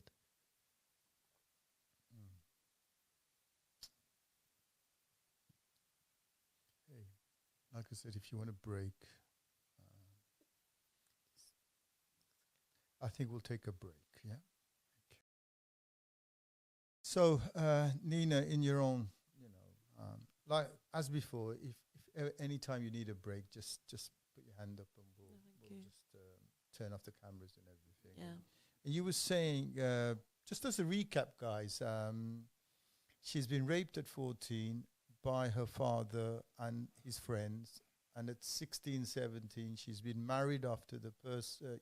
She's been married after a person who's already living his life with a white Polish girl. This is a marriage of convenience where she's married after her husband has never been in a room, never touched her, never shown any love towards her. But the father-in-law is the person who's raping her every other day. And he's also a very predominant figure within the community. Nina, you were saying that, you know, at work there was a couple of people that spotted all the sort of signs, certain signs. Yeah. Did that make you think a bit, or? It made me want to go back to my mum and dad's, and as I said, I romanticised about being looked after, you know, and I think everybody just wants to be loved. So I know each other pyar chahiਦਾ ਆ. In that time, ਬੋਟਿਆਂ ਨੂੰ ਅੱਗ ਲਾਉਂਦੇ ਸੀ ਜਿੱਥੇ ਮੈਂ ਰਹਿੰਦੀ ਸੀਗੀ. ਮੈਂ ਕਦੀ ਕਿਚਨ 'ਚ ਹੁੰਦੀ ਸੀ ਤਾਂ ਮੈਨੂੰ ਚੀਕਾਂ ਸੁਣਦੀਆਂ ਸੀਗੀਆਂ ਕਿਉਂਕਿ ਉਹ ਕੁੜੀਆਂ ਬੋਟੀਆਂ ਮੁੰਡੇ ਨੇ ਸੀ, they were giving birth to boys. One of the ਮੁੰਡਾ ਨਹੀਂ ਸੀ ਹੋਇਆ ਤੇ ਫਿਰ ਇਸ ਲਈ ਸਹੁਰੇ ਜਾਂ ਸੱਸ ਉਹਨਾਂ ਨੂੰ ਅੱਗ ਲਾ ਦਿੰਦੇ ਸੀ। Would you get a lot of police coming around their police houses? ਬਹੁਤ ਆਉਂਦੀ ਸੀ, a lot Yeah. of police used to come, ਪਰ ਪੁਲਿਸ ਕੁਛ ਕਰਦੇ ਨਹੀਂ ਸੀ। ਸੋ ਮੈਨੂੰ ਇੰਨਾ ਵੀ ਨਹੀਂ ਸੀ ਹੈਗਾ ਕਿ ਪੁਲਿਸ ਮੇਰੀ ਮਦਦ ਕਰੂੰਗੇ, ਕਿ ਉਹ ਕੁੜੀਆਂ ਦੀ ਨਹੀਂ ਮਦਦ ਕਰਦੇ, ਸੋ ਮੇਰੀ ਕਾਹਤੇ ਕਰੂੰਗੇ। ਸੋ ਤੇਰੇ ਵਿੱਚ ਕੌਨਫੀਡੈਂਸ ਹੈ ਨਹੀਂ ਸੀ ਕੋਈ ਕਿ ਨਹੀਂ ਸੀ ਜੇ ਉਹਨਾਂ ਲਈ confidence। ਨਹੀਂ ਕੁਛ ਵੀ ਕੀਤਾ ਪੁਲਿਸ ਨੇ ਤੇ ਹਾਂ। ਮੇਰੇ ਲਈ ਕੀ ਕਰਨਾ, ਹੈ ਨਾ? ਯਾ ਆਹੀ ਗੱਲ, ਹਾਂਜੀ। ਤੇ ਫਿਰ ਮੈਨੂੰ ਡਰ ਸੀਗਾ ਕਿ ਮੈਨੂੰ ਵੀ ਇਹਨਾਂ ਨੇ ਅੱਗ ਲਾ ਦੇਣਾ। ਉੱਥੇ ਪੈਟਰੋਲ ਸਮੈਲ ਆਉਂਦੀ ਸੀ, ਪੈਟਰੋਲ ਦੀ ਘਰਾਂ ਤੋਂ, ਕਿਉਂਕਿ ਛੋਟੇ ਛੋਟੇ ਘਰ ਸੀ ਲਾਗੇ ਲਾਗੇ ਹਾਂਜੀ। ਟੈਰੇਸ ਤੇ ਸਮੈਲ ਆਉਂਦੀ ਸੀ। ਤੇ ਜਦੋਂ ਕਿਸੇ ਦੀ ਬੋਡੀ ਨੂੰ ਅੱਗ ਲੱਗ ਜਾਵੇ, ਸਮੈਲ ਹੋਰ ਤਰ੍ਹਾਂ ਦੀ ਹੁੰਦੀ ਹੈ। ਤੇ ਦੇ ਨਾਲੇ ਸਾਡੇ ਸਾਰੇ ਏਰੀਆ 'ਚ ਉਹੀ ਸਮੈਲ ਰਹਿੰਦੀ ਸੀ। ਤੇ ਮੈਨੂੰ ਬਹੁਤ ਡਰ ਸੀਗਾ, ਹੈ ਨਾ। ਤੇ ਇਹ ਵੀ ਸੀ ਕਿ ਕਹਿ ਦਿੰਦੇ ਸੀ ਤੈਨੂੰ ਅੱਗ ਲਾ ਦੇਣੀ ਆ, ਤੈਨੂੰ ਮਾਰ ਦੇਣਾ, ਹਮੇਸ਼ਾ ਥ੍ਰੈਟ ਹੁੰਦਾ ਸੀਗਾ ਤੈਨੂੰ। ਡਰ, ਮੈਂ ਡਰੀ ਸੀ, ਬਹੁਤ ਜ਼ਿਆਦਾ ਡਰੀ ਸੀ। ਸੋ ਮੈਂ ਸੋਚਿਆ ਕਿ ਅਗਰ ਮੈਂ ਨਾ ਜਾਵਾਂ ਮੰਮੀ ਡੈਡੀ ਕੋਲ ਤੇ ਫਿਰ ਇਹਨੇ ਮੈਨੂੰ ਅੱਗ ਲਾ ਦੇਣੀ ਆ। ਤੇ ਉੱਧਰੋਂ ਮੈਨੂੰ ਡਰ ਸੀ ਕਿ ਕੀ ਹੋਊਗਾ ਜਦੋਂ ਮੈਂ ਘਰ ਵਾਪਸ ਜਾਵਾਂਗੀ। ਕਦੀ ਤੁਹਾਨੂੰ ਏਦਾਂ ਥ੍ਰੈਟ ਵੀ ਕੀਤਾ, ਤੈਨੂੰ ਅੱਗ ਲਾ ਦੇਣੀ, ਤੈਨੂੰ ਮਾਰ ਦੇਣਾ, ਤੈਨੂੰ ਆਹ ਕਰ ਦੇਣਾ? ਆਹੋ, ਹਾਂਜੀ, ਬਹੁਤ ਵਾਰੀ। ਉਹਨਾਂ ਦੇ ਜਿੰਦਾ ਸਕ੍ਰਿਪਟ ਹੀ ਹੈਗੀ ਸੀ। ਮੰਮੀ ਡੈਡੀ ਵੀ ਮੈਨੂੰ ਕਹਿੰਦੇ ਹੁੰਦੇ ਸੀ ਛੋਟੀ ਹੁੰਦੀ, ਤੈਨੂੰ ਮਾਰ ਦੇਣਾ। ਸਹੁਰੇ ਵੀ ਕਹਿੰਦੇ ਤੈਨੂੰ ਮਾਰ ਦੇਣਾ। ਸਾਰਿਆਂ ਤੋਂ ਇਹੀ ਗੱਲ ਸੁਣਦੀ ਸੀ। Would he be doing that more when he's actually raping you, or maybe the next day, or it was just everyday dialogue like that? No, it was everyday dialogue, but more ਅਗਰ ਤੂੰ ਕਿਸ ਨੂੰ ਕਦੇ ਕੁਛ ਕਿਹਾ ਤੇ ਉਹਨਾਂ ਨੇ ਤੈਨੂੰ ਯਕੀਨ ਨਹੀਂ ਕਰਨਾ ਤੇ ਮੈਂ ਤੈਨੂੰ ਮਾਰ ਦੇਣਾ, ਮੈਂ ਤੈਨੂੰ ਲੱਭ ਕੇ ਤੈਨੂੰ ਅੱਗ ਲਾ ਦੇਣੀ ਆ, ਕਹਿੰਦਾ ਹੁੰਦਾ ਸੀਗਾ। ਮੈਂ ਡਰਦੀ ਕਿਸੇ ਨੂੰ ਕਦੀ ਕੁਛ ਚਾਹੁੰਦੀ ਨਹੀਂ ਸੀ ਕਹਿਣ ਨੂੰ। ਐਕਚੁਅਲੀ 2 ਸਾਲ ਹੋਇਆ ਜਦੋਂ ਮੈਂ ਆਪਣੇ ਆਪ ਨੂੰ ਸਹੀ ਐਡਮਿਟ ਕੀਤਾ, ਆਪਣੇ ਆਪ ਨੂੰ। ਕਿਸੇ ਨੇ ਮੈਨੂੰ ਕੁਛ ਕਿਹਾ ਤੇ ਟ੍ਰਿਗਰ ਹੋਇਆ ਤੇ ਉਹਨਾਂ ਨੇ ਕਿਹਾ ਸੀ ਕਿ ਤੇਰੇ ਫੈਮਿਲੀ 'ਚ ਕੁਛ ਹੋਇਆ ਆ, ਤੈਨੂੰ ਕਿਸ ਨੇ ਕੁਛ ਕੀਤਾ ਆ, ਕਿ ਤੂੰ ਇੰਨਾ ਕਿਸੇ ਨਾਲ ਬੋਲਦੀ ਨਹੀਂ, ਚਾਹੁੰਦੀ ਨਹੀਂ ਕਿਸੇ ਨੂੰ। ਤੇ ਮੈਂ ਕਿਹਾ ਨਹੀਂ ਇੰਦਾ ਨਹੀਂ, ਮੈਂ ਹੁੰਦਾ ਨਹੀਂ ਚਾਹੁੰਦੀ, ਹੈ ਨਾ। ਟਰੂਥ ਸੀਗਾ, ਉਹਨਾਂ ਨੂੰ ਪਤਾ ਸੀਗਾ। ਤੇ ਮੈਂ ਆਪਣੇ ਆਪ ਨੂੰ had to admit to myself ਕਿ ਇਹ ਹੋਇਆ। ਵੈਰੀ ਡਿਫਿਕਲਟ ਸੀਗਾ ਕਹਿਣੇ ਨੂੰ ਕਿ ਮੈਂ ਅੰਦਰ ਇਹ ਰੱਖਿਆ ਸੀਗਾ ਇੰਨੇ ਚੱਲੇ। ਤੇ ਕਈ ਕੁੜੀਆਂ ਹਜੇ ਵੀ ਇੰਦਾ ਰੱਖਦੀਆਂ। ਸੋ ਜਿੱਦਾਂ ਤੁਹਾਡੇ ਨਾਲ 14 ਸਾਲ ਤੋਂ ਲੱਗ ਕੇ 20-21 ਸਾਲ ਤੱਕ ਹੋਇਆ ਇੱਦਾਂ ਦਾ ਕੰਮ, ਤੇ ਉਹਨਾਂ ਚਿਰ ਤੁਸੀਂ ਆਪਣੇ ਅੰਦਰ ਹੀ ਰੱਖੀ ਇਹ ਗੱਲ until your late 40s, early 50s or whatever. And then I said it, because ਇਹ ਸੱਚ ਆ ਕਿ ਤੁਸੀਂ ਸੋਚ ਸਕੇ ਨਹੀਂ ਮੇਰੀ ਗੱਲ ਮੰਨਣੀ ਆ ਕਿ, ਪਰ ਇਹ ਵੀ ਗੱਲ ਹੈ ਕਿ ਕਾਹਤੇ ਕੋਈ ਇੰਦਾ ਕਹੂੰਗਾ ਕਿਸੇ ਦੇ ਬਾਰੇ, ਇੰਨਾ ਦੁੱਖ ਕਾਹਤੇ ਕਿਸੇ ਦੇ ਉੱਤੇ ਪਾਊਂਗਾ। ਮੈਨੂੰ ਆਪ ਨਹੀਂ ਸੀ ਸਮਝ ਆਉਂਦੀ ਕਿ ਕਾਹਤੇ ਹੋਇਆ, ਹਜੇ ਵੀ ਨਹੀਂ ਮੈਨੂੰ ਸਮਝ ਆਉਂਦੀ। ਪਰ ਇਹ ਮੈਨੂੰ ਪਤਾ ਕਿ I don't have to understand, ਜੋ ਹੋ ਗਿਆ ਤੇ ਗਲਤ ਆ। ਤੇ ਅਗਰ ਨਾ ਹੁੰਦਾ ਫਿਰ ਮੈਂ ਹੋਰ ਲੋਕਾਂ ਜਾਂ ਕੁੜੀਆਂ ਜਾਂ ਮੁੰਡਿਆਂ ਨੂੰ ਮਦਦ ਨਹੀਂ ਕਰ ਸਕਣੀ।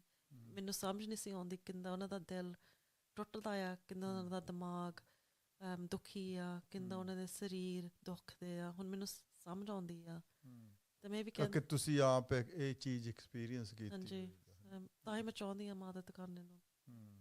ਸੋ ਫਿਰ ਉਸ ਘਰ ਦੇ ਵਿੱਚ ਤੁਸੀਂ ਕਿੰਨੇ ਸਾਲ ਰਹੇ ਸੀਗੇ? 4 ਸਾਲ ਰਹੇ। 4 ਸਾਲ ਰਹੇ।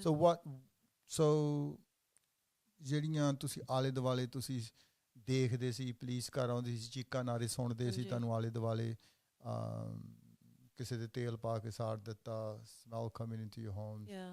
Is that's when the penny dropped, is it? No, ਮੇਰਾ ਸਹੁਰਾ ਕਹਿੰਦਾ ਸੀ ਕਿ ਅਗਰ ਤੈਂ ਨਿਆਣਾ ਨਹੀਂ ਲਿਆ ਤੇ ਲੋਕਾਂ ਨੇ ਕਹਿਣਾ ਕਿ ਤੇਰੇ ਨਿਆਣਾ ਨਹੀਂ ਹੋਇਆ। ਤੇ ਉਹਦੀ ਇਹ ਮੈਨੂੰ ਲੱਗਦਾ ਉਹਦੇ ਇੰਟੈਂਸ਼ਨ ਸੀਗੇ ਫਿਰ ਮੈਨੂੰ ਪ੍ਰੈਗਨੈਂਟ ਬਣਾਉਣ ਨੂੰ, ਤੇ ਮੈਂ ਚਾਹੁੰਦੀ ਨਹੀਂ ਸੀ। ਸੋ ਇਹਦੇ ਕਰਕੇ ਕੁੱਟ ਮੈਨੂੰ ਇੰਨੀ ਪੈਂਦੀ ਸੀ, ਕਰਕੇ ਮੈਂ ਇੰਨੀ ਡਰੀ ਹੋ ਸੀ। ਮੈਂ ਚਾਹੁੰਦੀ ਸੀ ਕਿ ਮੈਂ ਮੰਮੀ ਹੁਣੇ ਕੋਲ ਵਾਪਸ ਚਲ ਜਾਵਾਂ। ਤੇ ਹਾਂ, ਤੁਸੀਂ ਸੋਚੋਗੇ ਸ਼ਾਇਦ ਸੁਣਦੇ ਕਿ ਕਾਹਤੇ ਉਹਨਾਂ ਦੇ ਘਰ ਜਾਣਾ ਜਿੱਥੇ ਤੈਨੂੰ ਉਹਨਾਂ ਨੇ ਰੇਪ ਕੀਤਾ। that would be ਜਿਹੜੇ ਹੁਣ ਇਸ ਵੇਲੇ ਆਪਾਂ ਨੂੰ ਦੇਖ ਰਹੇ ਆ ਟੈਲੀ ਤੇ ਜਾਂ ਸੁਣਨਗੇ ਆਪਾਂ ਨੂੰ, ਉਹ ਵੀ ਸੋਚਣਗੇ ਕਿ ਉਸ ਘਰ ਦੇ ਵਿੱਚ ਤੇ ਇੰਨਾ ਤਾਂ ਤੇਰੇ ਨਾਲ ਹੋਇਆ ਤੇ ਤੂੰ ਮੁੜ ਕੇ ਉਸੇ ਘਰ ਮੁੜ ਕੇ ਜਾਣਾ। So that would be a question that would rise. ਪਰ ਮੈਂ ਹੋਰ ਕਿੱਥੇ ਜਾਣਾ, ਹੋਰ ਕਿੱਥੇ ਮੈਂ ਜਾ ਸਕਦੀ ਸੀ? ਮੇਰਾ ਹੋਰ ਕੌਣ ਸੀਗਾ? ਮੈਂ ਜਿੰਨਾ ਮੈਂ ਸੋਚਦੀ ਸੀਗੀ, ਮੈਂ ਆਪਣੇ ਮਾਂ ਪਿਓ ਨੂੰ ਚਾਹੁੰਦੀ ਸੀਗੀ ਕਿ ਮੈਨੂੰ ਪਿਆਰ ਪਾਵੇ। ਭੱਜਣਾ ਨਹੀਂ ਸੀ ਚਾਹੁੰਦੀ ਕਿਉਂਕਿ ਮੈਂ ਕਿਹਦੇ ਕੋਲ ਜਾਣਾ ਸੀ, ਮੇਰੇ ਕੋਲ ਹੈ ਨਹੀਂ ਸੀ, ਮੇਰੀ ਹਿੰਮਤ ਵੀ ਨਹੀਂ ਸੀ ਹੈਗੀ ਕਿ ਮੈਂ ਆਪ ਜਾ ਸਕਦੀ ਹਾਂ। ਸੋ ਮੈਂ ਚਾਹੁੰਦੀ ਸੀ ਮੰਮੀ ਡੈਡੀ ਕੋਲ ਜਾਵਾਂ, ਸਮਝਾਵਾਂ ਉਹਨਾਂ ਨੂੰ, ਅਤੇ ਉਹ ਮੈਨੂੰ ਪਿਆਰ ਪਾਵੇ ਅਤੇ ਮੈਂ ਉਹਨਾਂ ਨਾਲ ਰਹਿਵਾਂ। ਮੈਂ ਚਾਹੁੰਦੀ ਸੀ ਉਹਨਾਂ ਨਾਲ ਮੈਂ ਰਹਿਵਾਂ, ਮੈਂ ਆਪਣੇ ਡੈਡੀ ਦੀ ਮਦਦ ਕਰਾਂ ਬਿਜ਼ਨਸ ਵਿੱਚ। ਮੈਂ ਖਿਜਿਓ ਨਹੀਂ ਸੀ, ਜਿੱਦਾਂ ਲੋਕ ਮੈਨੂੰ ਕਹਿੰਦੇ ਤੂੰ ਖਿਜਿਓ ਕਾਹ 'ਤੇ ਨਹੀਂ। ਮੈਂ ਉਹਨਾਂ ਨੂੰ ਸਾਰਿਆਂ ਨੂੰ ਮਾਫ਼ ਕੀਤਾ ਸੀ ਬਹੁਤ ਛੇਤੀ, ਕਿਉਂਕਿ ਮੇਰੀ ਆਦਤ ਆ ਮਾਫ਼ ਕਰਨੇ ਨੂੰ। ਮੈਂ ਉਹਨਾਂ ਨਾਲ ਬਹੁਤ ਪਿਆਰ ਕਰਦੀ ਹਾਂ, ਮੈਂ ਹਜੇ ਵੀ ਆਪਣੇ ਮੰਮੀ ਡੈਡੀ ਨਾਲ ਬਹੁਤ ਪਿਆਰ ਕਰਦੀ ਹਾਂ, ਕਿਉਂਕਿ ਉਹਨਾਂ ਤੋਂ ਬਗੈਰ ਮੈਂ ਇੱਥੇ ਬੈਠੀ ਨਹੀਂ ਸੀ ਹੋਣਾ। ਅਤੇ ਜੋ ਮੈਂ ਕੰਮ ਹੁਣ ਕਰਦੀ ਹਾਂ ਉਹਨਾਂ ਦੇ ਗਲਤੀਆਂ ਤੋਂ, ਉਹਨਾਂ ਦੇ ਦੁੱਖ, ਜੋ ਉਹਨਾਂ ਨੇ ਦੁੱਖ ਮੇਰੇ ਉੱਤੇ ਪਾਇਆ, ਮੈਂ ਕਰ ਸਕਦੀ ਹਾਂ। ਸੋ ਮੈਂ ਖੁਸ਼ ਨਹੀਂ ਕਿ ਮੈਨੂੰ ਇੰਦਾ ਲਾਈਫ ਨੇ ਮੈਨੂੰ ਇੰਦਾ ਦਿੱਤੀ ਆ, ਪਰ ਮੈਂ ਖੁਸ਼ ਹਾਂ ਜੋ ਮੈਂ ਇਹ ਇਨਸਾਨ ਹੁਣ ਬਣੀ ਹਾਂ। ਪਿਆਰ ਆ ਮੇਰੇ ਵਿੱਚ ਬਹੁਤ ਲੋਕਾਂ ਨੂੰ ਦੇਣ ਨੂੰ। ਅਤੇ ਮੈਂ ਆਪਣੇ ਮੰਮੀ ਕੋਲ ਚਲੇ ਗਈ ਸੀ। ਸੋਚਿਆ ਜਾਂਦਾ ਮੈਂ ਤੁਹਾਨੂੰ ਸਮਝਾਉਂਦੀ ਕਿ ਉਹਨਾਂ ਨੇ ਮੈਨੂੰ ਪਿਆਰ ਪਾਉਣਾ ਕਿ ਹਾਂ ਹੁਣ ਆ ਗਈ ਆ, ਪਰ ਉਹਨਾਂ ਨੂੰ ਪਤਾ ਲੱਗ ਗਿਆ ਕਿ ਆਉਣ ਵਾਲੀ ਆ, ਕਿਉਂਕਿ ਆਂਟੀ ਨੇ ਮੈਨੂੰ ਦੇਖ ਲਿਆ ਬੱਸ 'ਤੇ ਚੜ੍ਹਦੀ। ਗਲਤ ਬੱਸ ਇਹ ਨਹੀਂ ਇਹਦੀ ਬੱਸ ਸਹੁਰਿਆਂ ਵੱਲ ਨੂੰ ਚੱਲੀ, ਆਪਣੇ ਮਾਂ ਪਿਓ ਕੋਲ ਚੱਲੀ ਆ। ਅਤੇ ਉਸ ਟਾਈਮ ਫੋਨ ਵੀ ਨਹੀਂ ਸੀ ਹੈਗੇ, ਮੋਬਾਈਲ ਫੋਨ। ਹਾਂਜੀ। ਪਰ ਉਹਨਾਂ ਨੂੰ ਪਹਿਲਾਂ ਹੀ ਪਤਾ ਲੱਗ ਗਿਆ ਕਿ ਆਉਣ ਵਾਲੀ ਆ, ਅਤੇ ਖਿਜੇ ਉਸ ਸੀਗੇ ਕਿ ਘਰ ਛੱਡ ਕੇ ਆਉਣ ਵਾਲੀ ਹੋਗੀ, ਹਾਂ ਕਾਹ 'ਤੇ ਆਉਣੀ ਹੈ, ਕਿਉਂਕਿ 4 ਸਾਲ ਹੋਏ ਮੈਂ ਦੇਖਿਆ ਵੀ ਉਹਨਾਂ ਨੂੰ ਦੇਖਿਆ ਵੀ ਨਹੀਂ। ਅਤੇ ਜਦੋਂ ਮੈਂ ਪਹੁੰਚੀ, ਡੈਡੀ ਨੇ ਡੋਰ ਖੋਲ੍ਹੀ ਅਤੇ ਮੇਰੇ ਬਾਲਾਂ ਦੇ ਆਲੇ ਤਾਂ ਮੈਂ ਪੋਨੀ ਟੇਲ ਸੀ ਜਿੱਦਾਂ, ਉਹਨਾਂ ਨੇ ਮੇਰੇ ਬਾਲ ਹੱਥ ਲਾ ਕੇ ਮੈਨੂੰ ਅੰਦਰ ਖਿੱਚਿਆ ਅਤੇ ਸ਼ੁਰੂ ਹੋ ਗਿਆ। ਅਤੇ ਕੁੱਟ ਮੈਂ ਬਹੁਤ ਵਾਰੀ ਖਾਧੀ ਆ, ਪਰ ਜਦੋਂ ਕਿਸੇ ਦੀ ਗੱਲਾਂ ਇੰਨੀ ਭਾਰੀਆਂ ਹੋਵੇ, ਉਹਦਾ ਭਾਰ ਨਹੀਂ ਸੀ ਮੇਰੇ ਤੋਂ ਸਾਰ ਹੁੰਦਾ। ਕਿਤੇ ਕੁਛ ਨਹੀਂ ਸਾਡੇ 'ਚ, ਅਤੇ ਸਾਡੀ ਇੱਜ਼ਤ ਖਰਾਬ ਕਰਤੀ, ਅਤੇ ਬੋਏਫਰੈਂਡ ਰੱਖਿਆ ਹੋਣਾ, ਅਤੇ ਕੋਈ ਗਲਤ ਕੰਮ ਕੀਤਾ ਹੋਣਾ, ਸਾਰੀਆਂ ਮੇਰੇ ਵੱਲ ਨੂੰ ਸਾਰੀਆਂ ਗਲਤੀਆਂ ਤੇਰੇ ਵਿੱਚ ਹੀ ਕੱਢ ਰਿਹਾ ਸੀ। ਅਤੇ ਮੈਂ ਆਪਣੇ ਆਪ ਨੂੰ ਸੋਚਦੀ ਸੀ ਕਿ ਮੈਂ ਕਾਹ 'ਤੇ ਆਈ ਹਾਂ। ਮੈਂ ਸੱਚ ਬੋਲਾਂ ਤਾਂ ਮੈਂ ਸੋਚਿਆ ਮੈਂ ਗਲਤੀ ਕੀਤੀ, ਇੱਥੇ ਆਈ ਹਾਂ, ਪਰ ਮੈਨੂੰ ਪਤਾ ਨਹੀਂ ਸੀ ਮੈਂ ਹੋਰ ਕਿੱਥੇ ਜਾ ਸਕਦੀ, ਕਿੱਥੇ ਮੈਂ ਜਾਵਾਂ। ਅਤੇ ਕੁੜੀਆਂ ਨੂੰ ਸਮਝ ਨਹੀਂ ਆਉਂਦੀ, ਉਹਨਾਂ ਕੋਲ ਚੋਇਸ ਹੈਗੀ ਆ, ਸਾਨੂੰ ਪਤਾ ਨਹੀਂ ਕਿ ਸਾਡੇ ਕੋਲ ਚੋਇਸ ਹੈਗੀ। ਅਸੀਂ ਸੋਚਦੇ ਕਿ ਮਾਂ ਪਿਓ ਜਿਹਨਾਂ ਨੂੰ ਸਾਡੀ ਦੇਖਭਾਲ ਕਰਨੀ ਚਾਹੀਦੀ ਉਹ ਸਾਡੀ ਦੇਖਭਾਲ ਕਰੂੰਗੇ ਜੀ, ਪਰ ਉਹਨਾਂ ਨੇ ਕੀਤਾ ਨਹੀਂ। ਉਹਨਾਂ ਨੇ ਮੈਨੂੰ ਕੁੱਟਿਆ ਬਹੁਤ। ਮੇਰੇ ਇੱਕ ਭਰਾ ਉੱਥੇ ਗਿਆ, ਵੱਡਾ ਜਿਹੜਾ ਮੇਰਾ ਵੱਡਾ ਭਰਾ ਆ, ਅਤੇ ਮੰਮੀ ਖੜ੍ਹੀ ਸੀ, ਭਾਬੀ ਮੇਰੀ ਖੜ੍ਹੀ ਸੀ ਦੇਖਦੇ, ਅਤੇ ਉਹਨਾਂ ਨੇ ਮੈਨੂੰ ਕੁੱਟਣ ਲੱਗਾ। ਅਤੇ ਜਦੋਂ ਮੈਨੂੰ ਕੁੱਟਿਆ ਉਹਨਾਂ ਨੇ ਮੇਰੀ ਜ਼ੋਰ ਭੰਨਤਾ, ਮੇਰੀ ਬਾਂਹ ਤੋੜਤੀ, ਅਤੇ ਕੁੱਟ ਕੇ ਜਦੋਂ ਮੈਂ ਡਿੱਗੀ ਉਹਨਾਂ ਨੇ ਫਿਰ ਠੁੱਡ ਮਾਰੇ ਅਤੇ ਮੇਰੇ ਉੱਤੇ ਪੈਰ ਮਾਰੇ, ਅਤੇ ਜਿਹੜੀ ਮੇਰੀ ਹਿੱਪ ਆ, ਪੰਜਾਬੀ 'ਚ ਪਤਾ ਨਹੀਂ ਕਿੱਦਾਂ ਕਹੀਦਾ, ਉਹ ਵੀ ਚੂਲਾ ਜਿਹੜਾ ਹੁੰਦਾ, ਫਿਰ ਮੇਰੇ ਹਿੱਪ ਉਹਨਾਂ ਨੇ ਬ੍ਰੇਕ ਨਹੀਂ ਕੀਤੀ ਪਰ ਡੈਮੇਜ ਕਰਤੀ, ਅਤੇ ਖੂਨ ਮੇਰੇ ਨਾਸਾਂ 'ਚੋਂ, ਸਿਰ 'ਚੋਂ, ਸਾਰੇ ਕਿੱਥੋਂ ਆਉਂਦਾ, ਕੰਨਾਂ 'ਚੋਂ ਵੀ। ਅਤੇ ਮੈਂ ਸੋਚਿਆ ਹੁਣ ਮੈਂ ਮਰ ਗਈ। ਮੈਂ ਸੱਚੀ ਸੋਚਿਆ ਕਿ ਤੈਂ ਨਹੀਂ ਹੁਣ ਬਚਣਾ। So that was a very violent attack on you. Very violent. It was vicious. They were so angry, The English they were angry because of what people were going to say. That why didn't I die at birth? ਤੈਨੂੰ ਜਨਮ ਤੇ ਮਾਰ ਦੇਣਾ ਸੀਗਾ.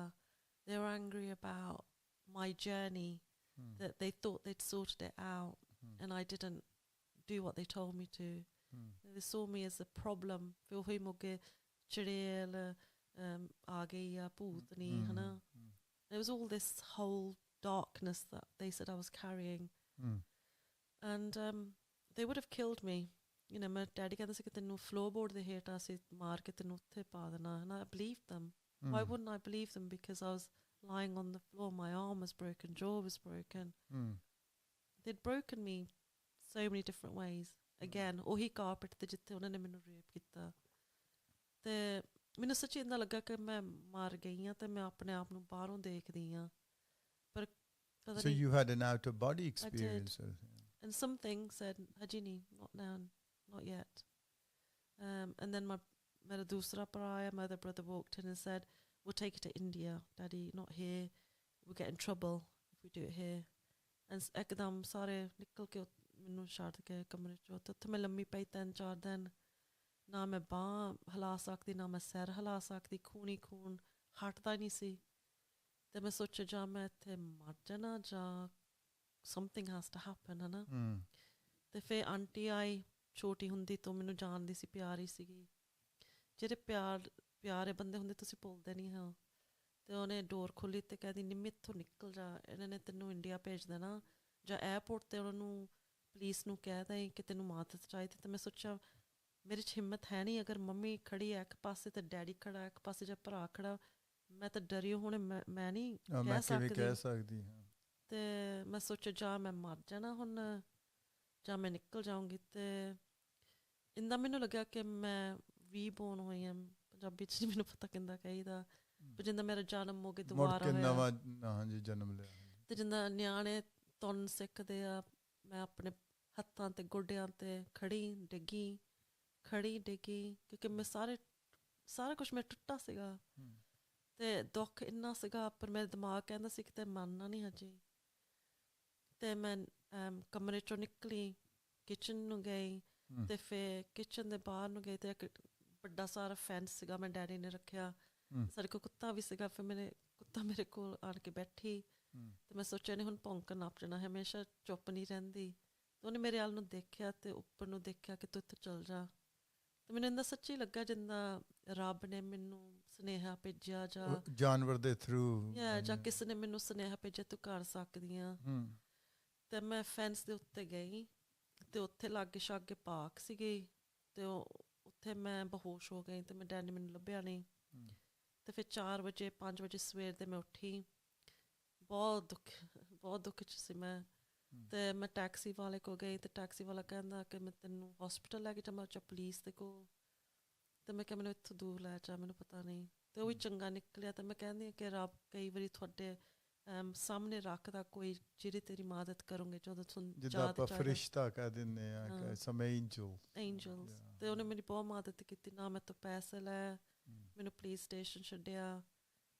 Police ਨੇ ਮੈਨੂੰ ਕਿਹਾ ਇਹ ਕਿੱਦਾਂ ਹੋਈ ਆ, ਵਾਟ ਹੈਪਨਡ। ਮੈਂ ਕਿਹਾ ਮੇਰੇ ਮੰਮੀ ਡੈਡ ਨੇ ਆਨਰ ਕਿਲਿੰਗ, ਮੈਨੂੰ ਮਾਰਨ, ਉਹਨਾਂ ਦੀ ਇੱਜ਼ਤ ਕਰਕੇ ਮੈਨੂੰ ਮਾਰਨ ਦੀ ਕੋਸ਼ਿਸ਼ ਕੀਤੀ।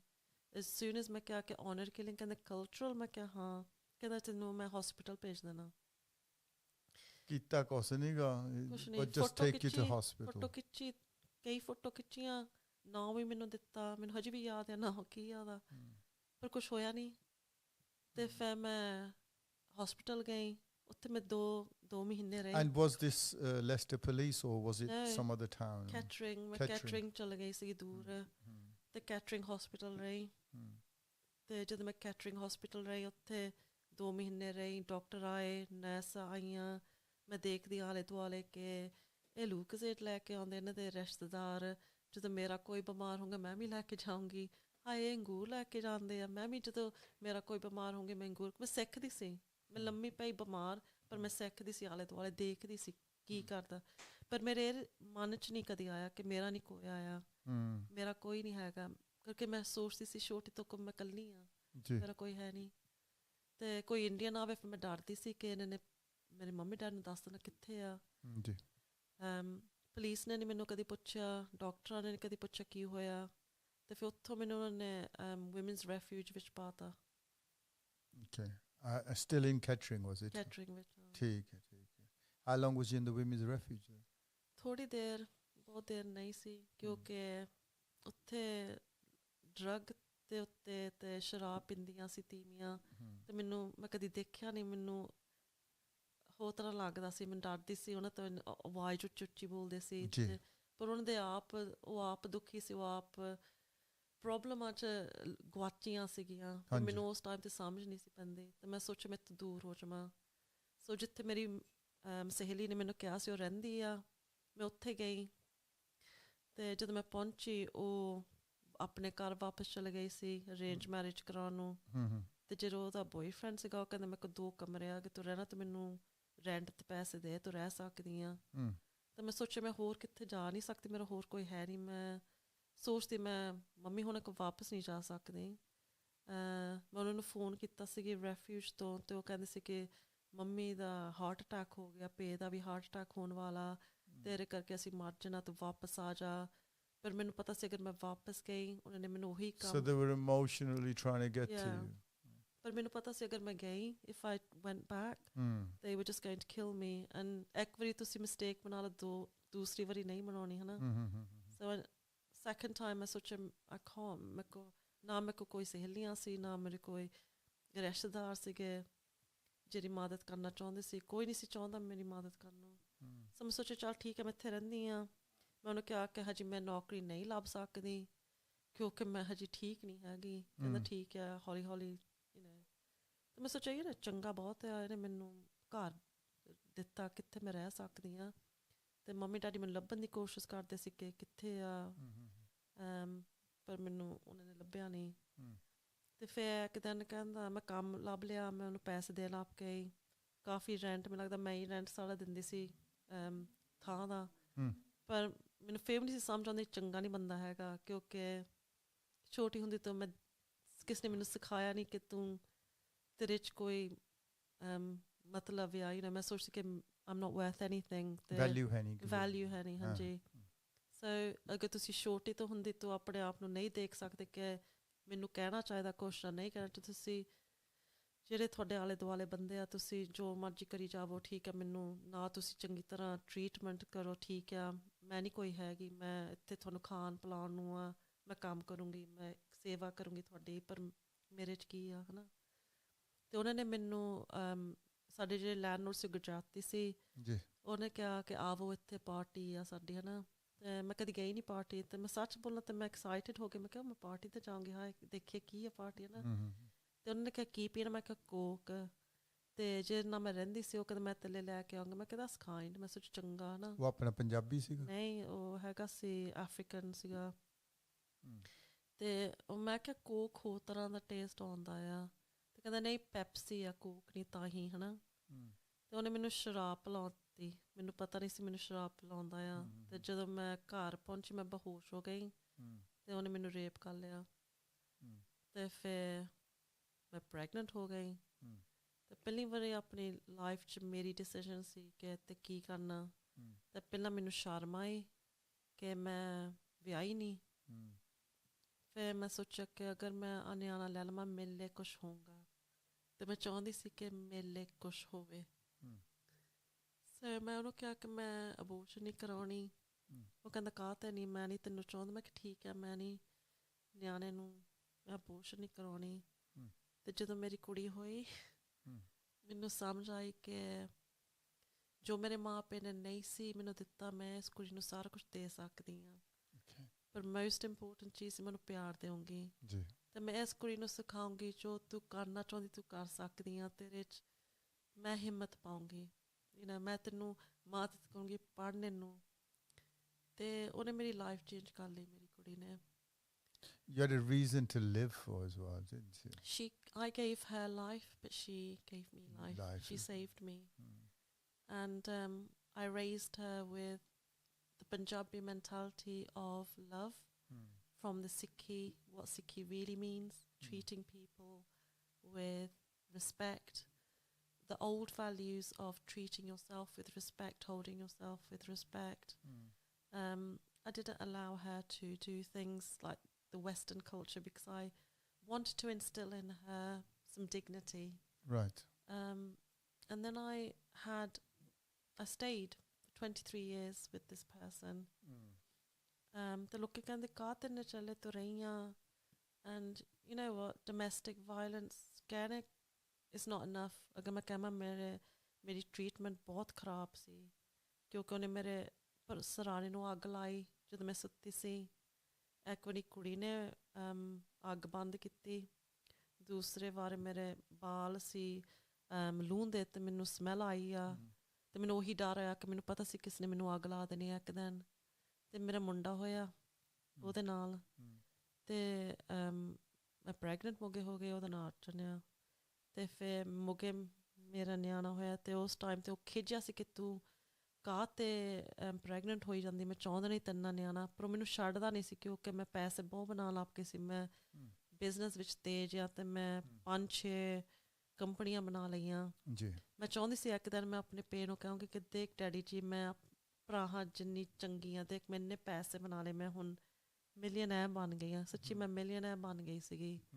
ਤੇ ਮੈਂ ਚਾਹੁੰਦੀ ਸੀ ਉਹਨੂੰ ਕਹਿਣ ਨੂੰ ਕਿ ਦੇਖ ਮੇਰੇ 'ਚ ਇਹ ਹੈਗਾ ਆ ਜਿੰਨਾ ਮੁੰਡੇ ਆ ਗੁਣ ਹੈਗਾ ਆ ਯਾ ਤੁਸੀਂ ਹੁਣ ਮੇਰੇ ਨਾਲ ਪ੍ਰਾਊਡ ਆ ਤੁਸੀਂ ਹੁਣ ਚਾਹੁੰਦੇ ਮੈਨੂੰ you still wanted their recognition ਮੈਂ ਚਾਹੁੰਦੀ ਸੀ ਉਹਨਾਂ ਦਾ ਪਿਆਰ ਤੇ ਮੈਂ ਸੋਚਿਆ ਸੀ if I achieve this much then they will love me.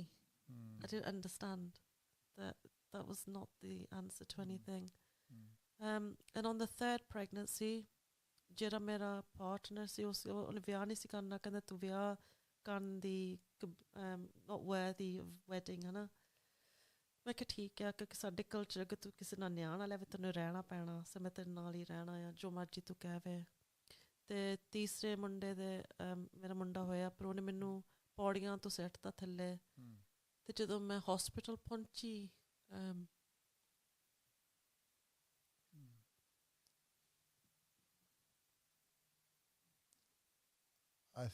I think we'll take a break here. Yeah. Okay, Nina. You were talking about being in hospital. Yeah. There's my third baby, and he died just shortly after birth. The fall caused a problem with my amniotics. What's it called? Sac. And yeah, he just didn't make it. So he was stillborn. Literally died a couple of minutes after he was born. I was depressed after that naturally, and I did end up having another baby. But when I had the next one, their father said he wanted nothing to do with me, completely separated himself, but he kept me within his control to pay for his lifestyle that he'd created because I was earning a lot of money. He knew that if I left that he wouldn't have that. But then my youngest son, they both, my sons were very athletic. They played for West Brom actually, academy, and my youngest became ill. Arjun I had sent off to boarding school because he started to ask his dad questions about why do you treat mummy like this. Got to that age. My daughter Celeste, she'd gone to university to do her first degree, so it was just Chindi, my youngest son, and myself. And Chindi got sick. He developed Crohn's disease, which is a really horrible thing to have where it's caused by stress. His team dropped him. He became very depressed, and also he couldn't cope with watching me being beaten or being verbally abused, and the abuse was getting more and more intense because my ex-partner felt he had less control. I put up with it, as I said to you, because that's all I knew. Even though my daughter said this isn't normal, my son said, why are you putting up with it? Learned behaviour. I didn't know any different. If my parents had treated me to respect myself, to love myself, then I wouldn't have put up with it as long. But I also know it's qismat. I believe in that I had to go through that. But what happened was, in the end, I wasn't prepared to leave because as much as people are suffering, they find it hard to ask for help, and you leave everything you left behind. I'd already ran away from my in-laws. I'd ran away from my parents. I'd left my whole community behind. I had nobody. I had no friends. I had no relatives, no cousins. My children had no grandparents in that respect. So I was holding on to the little I had, what I knew, without understanding my life was being threatened daily. And my daughter was sure that she would come home one day and I would be dead. She just kept saying it. And then my son was in hospital, as I said, for a while because he had to have some operations. He was only 14 at the time, 15. And when we came out, they said that he was disabled. That's what they regarded the disease and in the state that he was in. He was now going to be classified as disabled. And my partner said, no, not my son. He can't be disabled. The whole stigma. And he sent a picture to my daughter, and the picture was of me asleep on one sofa. Chindi was slumped on a table like this, sort of very awkwardly. And when she got the photo, she knew there was something wrong, so she ran out of a lecture theatre to call me, but I didn't answer, which made her worry. But she didn't give up. She kept calling and calling. She called the home phone. We had a second home phone. She rang that one. She rang the mobiles, and in the end I heard the bass ringing of one of the home phones. And I answered it, but my throat was really dry, and I said, Ekwind, Barney Bina. ਮੇਰਾ ਗਲਾ ਸੁੱਕਿਆ ਹੋਇਆ। and when I went in the kitchen ਮੈਂ ਦੇਖਿਆ ਕਿ ਉਹਨੇ ਸਾਰੇ cooker ਦੇ tap on ਕਰਕੇ ਛੱਡ ਗਿਆ ਸਾਨੂੰ, ਅਤੇ ਸਾਰਾ ਘਰ 'ਚ ਗੈਸ ਹੀ ਗੈਸ ਸੀਗਾ। ਅਤੇ ਮੈਂ ਉਹਨੂੰ ਮੈਂ ਫੋਨ ਸਿੱਟਤਾ ਥੱਲੇ ਡਰੀ ਹੂੰ, ਅਤੇ ਛੇਤੀ ਸਾਨੂੰ ਉਹਨਾਂ ਦੇ ਪੁਲਿਸ ਅਤੇ ਸੋਸ਼ਲ ਸਰਵਿਸਿਸ ਨੇ ਸਾਨੂੰ ਕੱਢਤਾ। ਪਰ ਉਹਨਾਂ ਨੇ ਸਾਨੂੰ ਕੱਢਿਆ ਅਤੇ ਕਹਿੰਦੇ ਤੂੰ ਕਿੱਥੇ ਜਾ ਸਕਦੀ, ਤੇਰਾ ਕੌਣ ਆ? ਮੈਂ ਕਿਹਾ ਕੋਈ ਨਹੀਂ ਸਾਡਾ। ਅਤੇ ਕਹਿੰਦੇ ਅੱਛਾ ਅਸੀਂ ਤੈਨੂੰ ਕਿੱਥੇ ਰੱਖ ਸਕਦੇ ਹਾਂ? ਪਰ ਜਿੱਥੇ ਉਹਨਾਂ ਨੇ ਸਾਨੂੰ ਬਿਠਾਇਆ, ਜਿਹੜੇ ਘਰ ਵਿੱਚ ਉਹਨਾਂ ਨੇ ਸਾਨੂੰ ਰੱਖਿਆ, ਉੱਥੇ ਸਾਰੇ ਕੰਧਾਂ ਦੇ ਉੱਤੇ ਥੱਲੇ ਪਿਸ਼ਾਬ ਸੀਗਾ, ਸਾਰੀ ਕਾਰਪੇਟ ਦੇ ਵਿੱਚ ਜਿੱਦਾਂ ਟੱਟੀ ਨਿਆਣਿਆਂ ਦੀ ਸਾਰੇ ਕੁੰਜੀਆਂ। ਅਤੇ ਮੈਂ ਸੋਚਿਆ ਮੈਂ ਕਿੱਥੇ ਫਸ ਗਈ ਹਾਂ, ਮੈਂ ਕਿੱਥੇ ਆ ਗਈ? ਨਾ ਮੇਰੇ ਕੋਲ ਪੈਸੇ ਆ, ਸਿਰਫ ਮੇਰੇ ਕੋਲ ਆਪਣਾ ਕੋਟ ਆ, ਅਤੇ ਮੇਰਾ ਮੁੰਡਾ ਮੇਰੇ ਹੱਥਾਂ 'ਚ ਆ, ਉਹ ਬਿਮਾਰ ਆ। ਅਤੇ ਮੈਂ ਸੋਚਿਆ ਮੈਂ ਹੁਣ ਕੀ ਕਰੂੰਗੀ? ਅਤੇ ਫਿਰ ਥੋੜ੍ਹੇ ਦਿਨਾਂ ਬਾਅਦ ਉਹਨਾਂ ਨੇ ਕਿਹਾ ਤੇਰੇ ਕੋਲ ਤਾਂ ਬਹੁਤ ਪੈਸੇ ਆ, ਤੂੰ ਰਹਿ ਨਹੀਂ ਸਕਦੀ ਇੱਥੇ, ਇਹ ਥਾਂ ਆ ਜਿੱਥੇ ਕਿਸੇ ਕੋਲ ਕੁਛ ਨਹੀਂ ਹੈਗਾ। ਮੈਂ ਕਿਹਾ ਪਰ ਮੇਰੇ ਕੋਲ ਪੈਸੇ ਵੀ ਨਹੀਂ ਹੈਗੇ। ਮੈਂ ਕਿਹਾ ਪੁਲਿਸ ਨੇ ਮੈਨੂੰ ਕਿਹਾ ਪੈਸੇ ਨਾ ਲੈ ਕੇ ਜਾ, ਜ਼ਿਆਦਾ ਮੇਰੇ ਪੈਸੇ ਪ੍ਰੋਪਰਟੀਆਂ ਵਿੱਚ ਆ, ਤਾਂ ਹੀ ਮੈਂ ਇਸ ਥਾਂ ਆਈ ਹਾਂ। ਨਾ ਮੈਂ ਹੁਣ ਹਾਂ ਪੇਪਰ 'ਚ ਮੈਨੂੰ ਤੁਸੀਂ ਕਹਿ ਸਕਦੇ ਕਿ ਮੈਂ ਮਿਲੀਅਨਰ ਹਾਂ, ਪਰ ਪੈਸੇ ਮੇਰੇ ਬੈਂਕ 'ਚ ਥੋੜ੍ਹੇ ਆ, ਜ਼ਿਆਦਾ ਉਹਦੇ ਵਿੱਚ ਆ। ਹਾਂ ਮੇਰੇ ਕੋਲ ਬਿਜ਼ਨਸ ਆ, ਪਰ ਮੈਂ ਬਿਜ਼ਨਸ ਤੋਂ ਪੈਸੇ ਕਿੱਦਾਂ ਬਣਾ ਸਕਦੀ ਹਾਂ? ਮੈਂ ਕੰਮ ਨਹੀਂ ਕਰ ਸਕਦੀ ਕਿਉਂਕਿ ਉਹਨੂੰ ਪਤਾ ਮੈਂ ਕਿੱਥੇ ਹਾਂ। ਅਤੇ ਉਹਨਾਂ ਨੇ ਕਿਹਾ ਕਿ ਤੂੰ ਇੱਥੋਂ ਨਿਕਲ ਜਾ। ਅਤੇ ਫਿਰ ਸਾਡੇ ਕੋਲ ਕੋਈ ਹੈ ਨਹੀਂ ਸੀ ਥਾਂ ਰਹਿਣ ਨੂੰ, ਅਤੇ ਮੇਰੇ ਕੋਲ ਕੋਟ ਸੀਗਾ, ਅਤੇ ਮੈਂ ਫਿਰ ਪਾਰਕ ਵਿੱਚ ਸੌਣ ਲੱਗ ਗਈ ਆਪਣੇ ਮੁੰਡੇ ਦੇ ਨਾਲ ਬੈਂਚ 'ਤੇ। ਅਤੇ ਵੀ ਵਰ ਹੋਮਲੈਸ, ਸਾਡੇ ਕੋਲ ਕੋਈ ਹੈ ਨਹੀਂ, ਨਾ ਕੋਈ ਸਾਡੀ ਮਦਦ ਕਰਨਾ ਚਾਹੁੰਦਾ ਸੀ। ਅਤੇ ਮੁੰਡੇ ਨੂੰ ਮੈਂ ਸਕੂਲ ਨਹੀਂ ਭੇਜਿਆ, ਕੁੜੀ ਦੇ ਮੈਂ ਯੂਨੀਵਰਸਿਟੀ ਦੇ ਬਿੱਲ ਮੈਂ ਪੈਸੇ ਭੇਜਦੇ ਸੀ ਬਹੁਤ ਪਹਿਲਾਂ। ਦੂਸਰਾ ਮੁੰਡਾ ਉਹ ਰਹਿੰਦਾ ਸੀਗਾ, ਮੈਂ ਉਹਦੇ ਵੀ ਪੈਸੇ ਭੇਜਦੇ ਸੀ। ਸਾਡੇ ਕੋਲ ਪੈਣੀ ਵੀ ਨਹੀਂ ਸੀ ਹੈਗੀ, ਖਾਣ ਪੀਣ ਨੂੰ ਕੁਛ ਨਹੀਂ ਸੀਗਾ। ਜਿੱਥੇ ਤੁਸੀਂ ਜਾਂਦੇ ਸੀ ਖਾਣਾ ਲੈਣ ਨੂੰ, ਉੱਥੇ ਜਿੱਥੇ ਹੋਮਲੈਸ ਨੂੰ ਦਿੰਦੇ ਆ, ਉਹ ਤੁਹਾਨੂੰ ਟੀਨ ਦਿੰਦੇ ਆ, ਅਤੇ ਤੁਸੀਂ ਕਿੰਨਾ ਗਰਮ ਕਰ ਸਕਦੇ ਖਾਣਾ? It's no point. ਉਹ ਤੁਹਾਨੂੰ ਬੈਗ ਦਿੰਦੇ ਆ, bag of food with tinned food, but you can't warm it up, you can't eat that. ਜੇ ਲੋਕੀ ਲੰਘਦੇ ਸੀ ਉਹ ਅੱਖਾਂ ਨੀਵੀਆਂ ਕਰਕੇ ਛੇਤੀ ਛੇਤੀ ਭੱਜ ਜਾਂਦੇ ਸੀ ਸਾਡੇ ਕੋਲ ਕਿ ਇਹਨਾਂ ਨੂੰ ਅਸੀਂ ਬੁਲਾ ਨਾ ਸਕੇ। ਅਤੇ ਮੈਂ ਚਾਹੁੰਦੀ ਸੀ ਕੋਈ ਮੈਨੂੰ ਦੇਖੇ ਕਿੱਥੇ ਮੈਂ ਪਹੁੰਚੀ ਹਾਂ, ਮੈਨੂੰ ਕੋਈ ਬੁਲਾਵੇ। ਅਤੇ ਫਿਰ ਇੱਕਦਮ ਮੈਂ ਬਹੁਤ ਰੋਈ, ਅਤੇ ਮੈਂ ਰੋਣ ਵਾਲੀ ਨਹੀਂ ਸੀਗੀ, ਹੁਣ ਮੈਂ ਬਹੁਤ ਰੋਂਦੀ ਹਾਂ।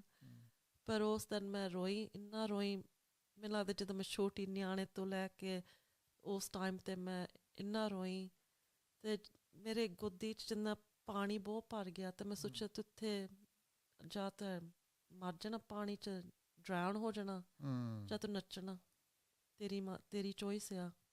ਪਰ ਨਿਆਣਾ ਤੇਰੇ ਉੱਤੇ ਡਿਪੈਂਡ ਕਰਦਾ, ਤੈਨੂੰ ਕੁਛ ਕਰਨਾ ਪੈਣਾ। ਸੋ ਮੈਂ ਡਿਸਾਈਡ ਕੀਤਾ ਮੈਂ ਕੁਛ ਕਰੂੰਗੀ। ਅਤੇ ਉਸ ਟਾਈਮ 'ਤੇ ਅਗੇਨ ਅਸੀਂ ਕਹਿੰਦੇ ਕਿ ਹੈ ਨਾ ਰੱਬ ਸਾਡੇ ਸਾਹਮਣੇ ਪਾਉਂਦਾ ਕੋਈ ਸਾਨੂੰ ਮਦਦ ਕਰਨ ਜਦੋਂ ਸਾਨੂੰ ਚਾਹੀਦੀ ਆ। ਅਤੇ ਮੈਂ ਬਿਲੀਵ ਕਰਦੀ ਕਿ ਮੇਰਾ ਦਿਲ ਸਾਫ਼ ਆ, ਮੈਂ ਛੋਟੀ ਹੁੰਦੀ ਤੋਂ ਕੋਈ ਗਲਤੀ ਰੀਲੀ ਨਹੀਂ ਕੀਤੀ, ਮੈਂ ਕਿਸ ਨੂੰ ਗਾਲ ਨਹੀਂ ਕੱਢੀ, ਝੂਠ ਨਹੀਂ ਬੋਲੀ, ਮੈਂ ਚੰਗੀ ਰਹੀ ਹਾਂ, ਦਿਲ ਮੇਰਾ ਸਾਫ਼ ਆ। ਮੇਰਾ ਨਾਂ ਐਕਚੁਅਲੀ ਨੀਨਾ ਨਹੀਂ ਹੈਗਾ, ਨਿਰਮਲ ਆ, ਅਤੇ ਮੈਂ ਸਮਝਦੀ ਹਾਂ ਨਿਰਮਲ ਦਾ ਨਾਂ ਪਵਿੱਤਰ ਆ। ਪਰ ਮੈਂ ਉਹ ਨਿਰਮਲ ਨਾਂ ਕਦੀ ਰੱਖਿਆ ਨਹੀਂ ਕਿਉਂਕਿ ਉਹ ਮੇਰੇ ਦਿਮਾਗ 'ਚੋਂ ਨਿਰਮਲ ਮਰ ਗਈ ਸੀ ਉਸ ਦਿਨ ਜਦੋਂ ਮਾਂ ਪਿਓ ਨੇ ਮਾਰਨ ਦੀ ਕੋਸ਼ਿਸ਼ ਕੀਤੀ। ਉਹ ਸੱਚੀ ਉਹ ਕੁੜੀ ਮਰ ਗਈ, ਅਤੇ ਆਹ ਕੁੜੀ ਦਾ ਜਨਮ ਹੋਇਆ। ਆਹ ਕੁੜੀ ਜਿਹੜੀ ਕਹਿ ਸਕਦੀ ਆ ਤੁਸੀਂ ਗਲਤ ਆ, ਆਹ ਕੁੜੀ ਜਿਹੜੀ ਲੋਕਾਂ ਨੂੰ ਪਿਆਰ ਦੇ ਸਕਦੀ ਆ, ਆਹ ਕੁੜੀ ਜਿਹੜੀ ਮਦਦ ਕਰਨਾ ਚਾਹੁੰਦੀ ਆ, ਜਿਹੜਾ ਮਰਜ਼ੀ ਹੋਵੇ, ਜੋ ਤੁਹਾਡਾ ਰੰਗ ਹੋਵੇ, ਜੋ ਤੁਹਾਡਾ ਉਮਰ ਹੋਵੇ, ਮੈਂ ਖੜ੍ਹ ਕੇ ਕਹੂੰਗੀ ਕਿ ਤੁਹਾਨੂੰ ਕੀ ਚਾਹੀਦਾ, ਮੈਂ ਕੀ ਕਰ ਸਕਦੀ ਤੁਹਾਡੇ ਲਈ। ਸੋ ਇਹ ਕੁੜੀ ਨੂੰ ਮੈਂ ਬਹੁਤ ਪਿਆਰ ਕਰਦੀ ਹਾਂ, ਅਤੇ ਮੈਂ ਪਿਆਰ ਦੇ ਸਕਦੀ ਕਿਉਂਕਿ ਮੇਰੇ ਵਿੱਚ ਪਿਆਰ ਹੀ ਆ। ਪਰ ਕਿਸੇ ਨੇ ਸਾਨੂੰ ਥਾਂ ਦਿੱਤਾ ਰਹਿਣ ਨੂੰ, ਅਤੇ ਮੈਂ ਉਹਦੇ ਕੋਲ 30 ਦਿਨ ਰਹੀ। ਮੈਂ ਕੰਮ ਕੀਤਾ, ਲੋਕਾਂ ਦੀ ਘਰ ਸਾਫ਼ ਕੀਤਾ, ਫੈਕਟਰੀਆਂ 'ਚ ਕੰਮ ਕੀਤਾ, ਅਤੇ ਮੈਂ ਆਪਣੇ ਲਈ ਘਰ ਬਣਾ ਲਿਆ ਹੌਲੀ ਹੌਲੀ। ਫਿਰ ਮੇਰਾ ਮੁੰਡਾ ਕਿਸੇ ਤੋਂ ਪੈਸੇ ਲੈ ਕੇ ਭੱਜ ਗਿਆ ਅਮੈਰੀਕਾ 'ਚ। ਉਹਦੇ ਦਿਮਾਗ 'ਚ ਕਿ ਮੈਂ ਗਨ ਲੈ ਕੇ ਆਪਣੇ ਆਪ ਨੂੰ ਮਾਰ ਦੂੰਗਾ, ਕਿਉਂਕਿ ਉਹਦੀ ਡਿਪਰੈਸ਼ਨ ਹੋ ਗਈ ਕਿ ਉਹ ਮੇਰੇ ਪੇਟ ਨੇ ਮੈਨੂੰ ਮਾਰਨ ਦੀ ਕੋਸ਼ਿਸ਼ ਕੀਤੀ। ਮੈਂ ਇੰਨੇ ਚੱਲੇ ਆਪਣੇ ਦੇਖਿਆ, ਮੇਰੀ ਮਾਂ ਨੂੰ ਕੁੱਟ ਪੈਂਦੀ, ਮੇਰੀ ਮਾਂ ਨੂੰ ਅੱਗ ਵੀ ਉਹਨੇ ਲਾਈ, ਅਤੇ ਉਹਦਾ ਦਿਮਾਗ ਇੱਦਾਂ ਹੋਇਆ ਕਿ ਸਮਝ ਨਹੀਂ ਸੀ ਉਹਨੂੰ ਪੈਂਦੀ। ਅਤੇ ਸੋਚੋ ਬੰਦਾ ਕਿ ਹਾਂ 15 ਸਾਲ ਦਾ ਮੁੰਡਾ, ਉਹਨੂੰ ਕੀ ਕਰਦਾ, ਉਹ ਵੀ ਕੀ ਕਰਦਾ। ਅਤੇ ਜਦੋਂ ਅਮੈਰੀਕਾ ਪਹੁੰਚੇ ਉਹਨਾਂ ਨੇ ਉਹਨੂੰ ਗਨ ਨਹੀਂ ਵੇਚੀ, ਅਤੇ ਫਿਰ ਮੈਨੂੰ ਚਿੱਠੀ ਲੱਭੀ ਕਿ ਉਹਨੇ ਛੱਡ ਕੇ ਚਲੇ ਗਿਆ, ਕਹਿੰਦਾ ਸੀ ਮੈਂ ਭੈਣ ਨੂੰ ਮਿਲਣ ਚੱਲਣਾ, ਤੇ ਉਹ ਅਮਰੀਕਾ ਪਹੁੰਚ ਗਿਆ। ਫਿਰ ਮੈਂ ਉਹਨੂੰ ਮਸੀਂ ਲੱਭਿਆ, ਤੇ ਉਹਦੇ ਕੋਲ ਪੈਸੇ ਵੀ ਨਹੀਂ ਸੀ ਹੈਗੇ, ਕਿਉਂਕਿ ਉਹਨੇ ਇੱਕ ਰਾਤ ਲਈ ਉਹਨੇ ਕਮਰਾ ਰੱਖਿਆ, ਇੱਕ ਰਸਤਾ ਟਿਕਟ ਉਹਨੇ ਬੁੱਕ ਕੀਤਾ, ਤੇ ਉਹਨੇ ਸੋਚਿਆ ਸੀ ਕਿ ਮੈਂ ਆਪਣੇ ਆਪ ਨੂੰ ਗੋਲੀ ਮਾਰ ਦੂੰਗਾ, ਆਪਣੇ ਆਪ ਨੂੰ, ਮੇਰੀ ਆਪਣੀ ਲਾਈਫ ਸੁਇਸਾਈਡ ਕਰ ਲੂੰਗਾ। ਤੇ ਫਿਰ ਮੈਨੂੰ ਸਮਝ ਬਹੁਤ ਆਈ ਕਿ ਹੈ ਨਾ, ਜੋ ਤੁਸੀਂ ਆਪਣੇ ਨਿਆਣੇ ਨੂੰ ਸਿਖਾਉਂਦੇ ਆ, ਛੋਟੇ ਹੁੰਦੇ ਤੋਂ ਉਹ ਦੇਖਦੇ ਆ, ਉਹੀ ਉਹ ਆਪਣੇ ਐਡਲਟ ਲਾਈਫ ਵਿੱਚ ਲੈ ਕੇ ਜਾਂਦੇ ਆ। ਤੇ ਮੈਨੂੰ ਬਹੁਤ ਸਮਝ ਆਈ, ਤੇ ਕਿ ਮੈਂ ਕਦੀ ਨਹੀਂ ਉਹਨੂੰ ਪੁੱਛਿਆ ਕਿ ਤੂੰ ਠੀਕ ਆ, ਸਾਡੇ ਟਾਈਮ ਦਾ ਹੋਈ ਆ। ਮੈਂ ਉਹਨੂੰ ਕਦੀ ਨਹੀਂ ਕਿਹਾ ਕਿ ਮੈਂ ਕੀ ਕਰ ਸਕਦੀ ਤੇਰੇ ਲਈ। ਤੇ ਅਸੀਂ ਆਪਣੇ ਨਿਆਣੇ ਨਾਲ ਗੱਲ ਨਹੀਂ ਕਰਦੇ, ਤੇ ਸਹੀ ਆ ਆਪਣੇ ਕਲਚਰ ਵਿੱਚ ਨਹੀਂ, ਕਦੀ ਨਹੀਂ ਅਸੀਂ ਪੁੱਛਦੇ ਕਿ ਮੈਂ ਤੇਰੇ ਲਈ ਕੀ ਕਰ ਸਕਦਾ। ਅਸੀਂ ਕਹਿੰਦੇ ਕਿ ਨਹੀਂ, ਮੈਨੂੰ ਪਤਾ, ਕਿਉਂਕਿ ਮੈਂ ਤੇਰੇ ਨਾਲ ਵੱਡੀ ਹਾਂ, ਮੈਨੂੰ ਪਤਾ ਤੈਨੂੰ ਕੀ ਚਾਹੀਦਾ। ਪਰ ਮੇਰੀ ਨਿਆਣੇ ਚਾਹੁੰਦੇ ਆ ਕਿ ਸਾਡੀ ਕੋਈ ਗੱਲ ਸੁਣੇ, ਸਾਨੂੰ ਪਿਆਰ ਮਿਲੇ, ਤੇ ਸਾਨੂੰ ਥੋੜ੍ਹੀ ਜਿਹੀ ਰਿਸਪੈਕਟ ਵੀ ਮਿਲੇ। ਜਿੰਨੀ ਅਸੀਂ ਦਿੰਦੇ ਹਾਂ ਮਾਂ ਪਿਓ ਨੂੰ, ਉਨੀ ਸਾਨੂੰ ਵੀ ਮਿਲੇ। Nina, we could talk on days and days, because what's happened to you. I know you're in a very good spot now. And thank God for that. And we have been talking for months and months, and obviously we've gone into depth on many occasions. I mean, it could be all sorts of different people watching this podcast or listening to it or catching on the YouTube or whatever. What would you like to say to them, and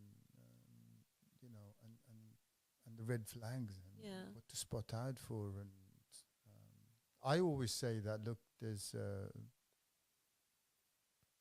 if you're going through something like this is my message to everyone, that please don't suffer in silence. Talk to someone. Talk to a trusted person you can trust with everything.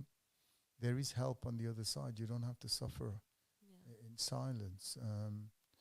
But I mean, you've mentioned a lot of things in the last hour and a bit. But is there any other things that you want to mention with red flags and stuff like that? If anyone out there is suffering and they feel ashamed, which is the first thing that I tended to feel, I felt dirty.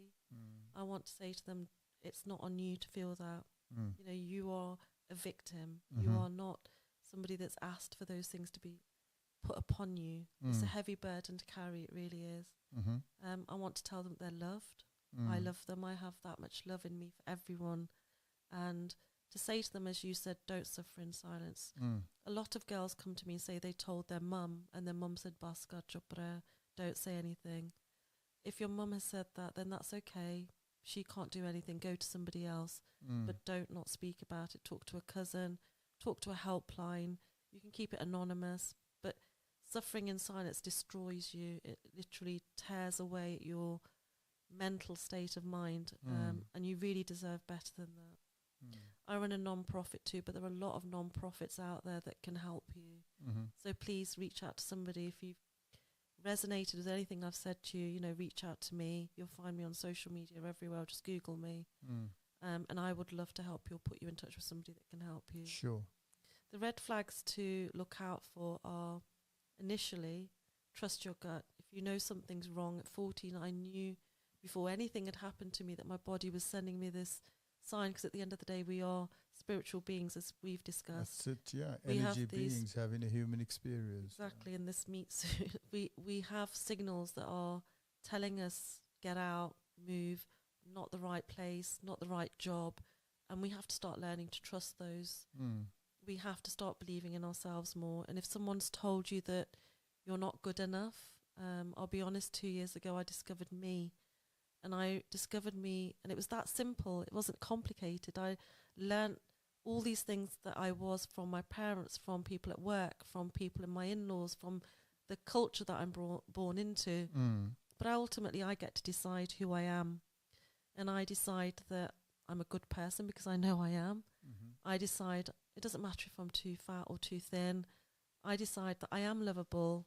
And just because I'm a girl, that doesn't mean that I can't achieve the things. I can achieve so much. There's no limit to what I can achieve. So take a minute if you're listening and just decide who you want to be and believe that you can be that person, because you ultimately get to write your own dialogue, not take somebody else's words on, especially if they're destructive words, because our culture doesn't make it easy often. And it's not about the religion, I want to state that.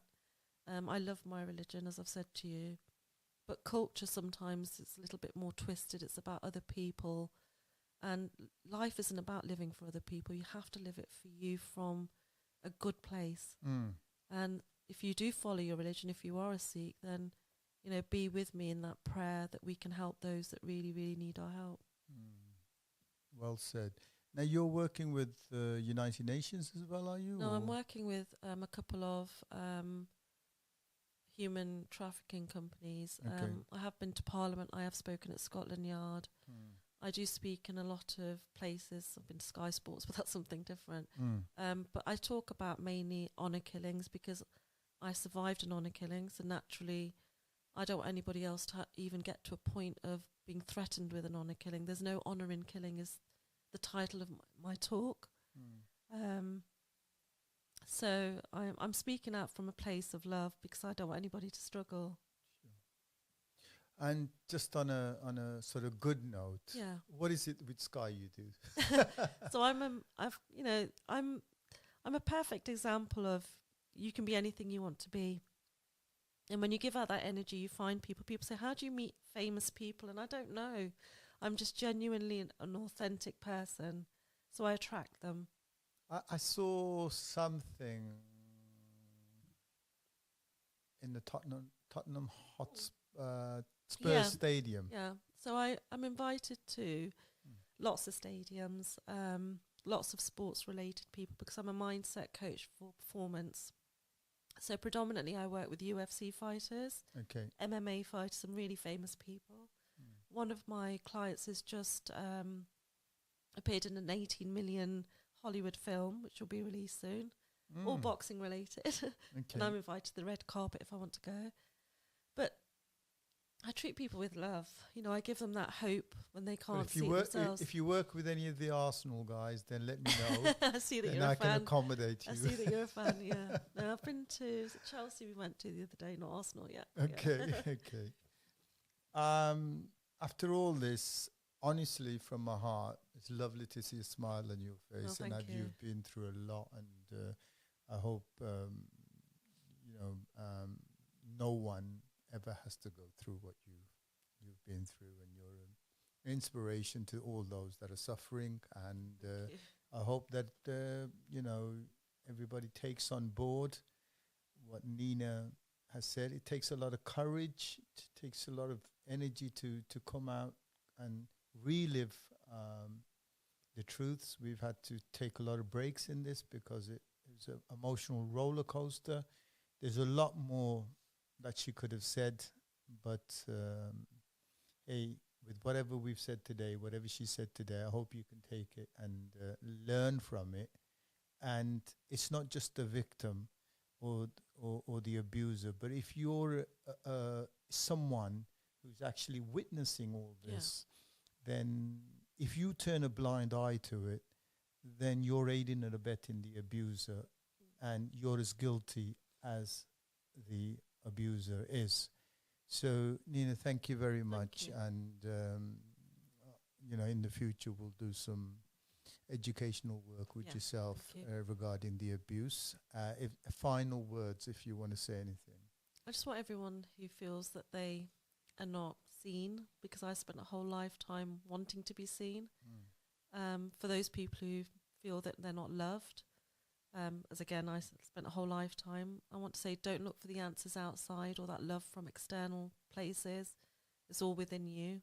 You have that place within your own self to start seeing yourself. And when you do, and when you're unapologetically yourself, then the right people come into your life, as you have in mine. And I'm sure that, they could take away that they are loved by me primarily. And I just want to say that if anyone is suffering in silence, please don't live my old life, and you can live this life that I'm living now, which is amazing. Thank you very much. Guys, you've listened to Let's Talk, and it's it's quite intense today, and please take on board what Nina has said. If somebody is currently going through something like this, then pick up the phone and talk to someone at work, talk to someone at school or college, talk to a trusted adult, talk to someone you can trust, and there is help on the other side. So until next time, guys, be aware, be prepared, and stay safe, guys. Vaheguru Ji Ka Khalsa, Vaheguru Ji Ki Fateh.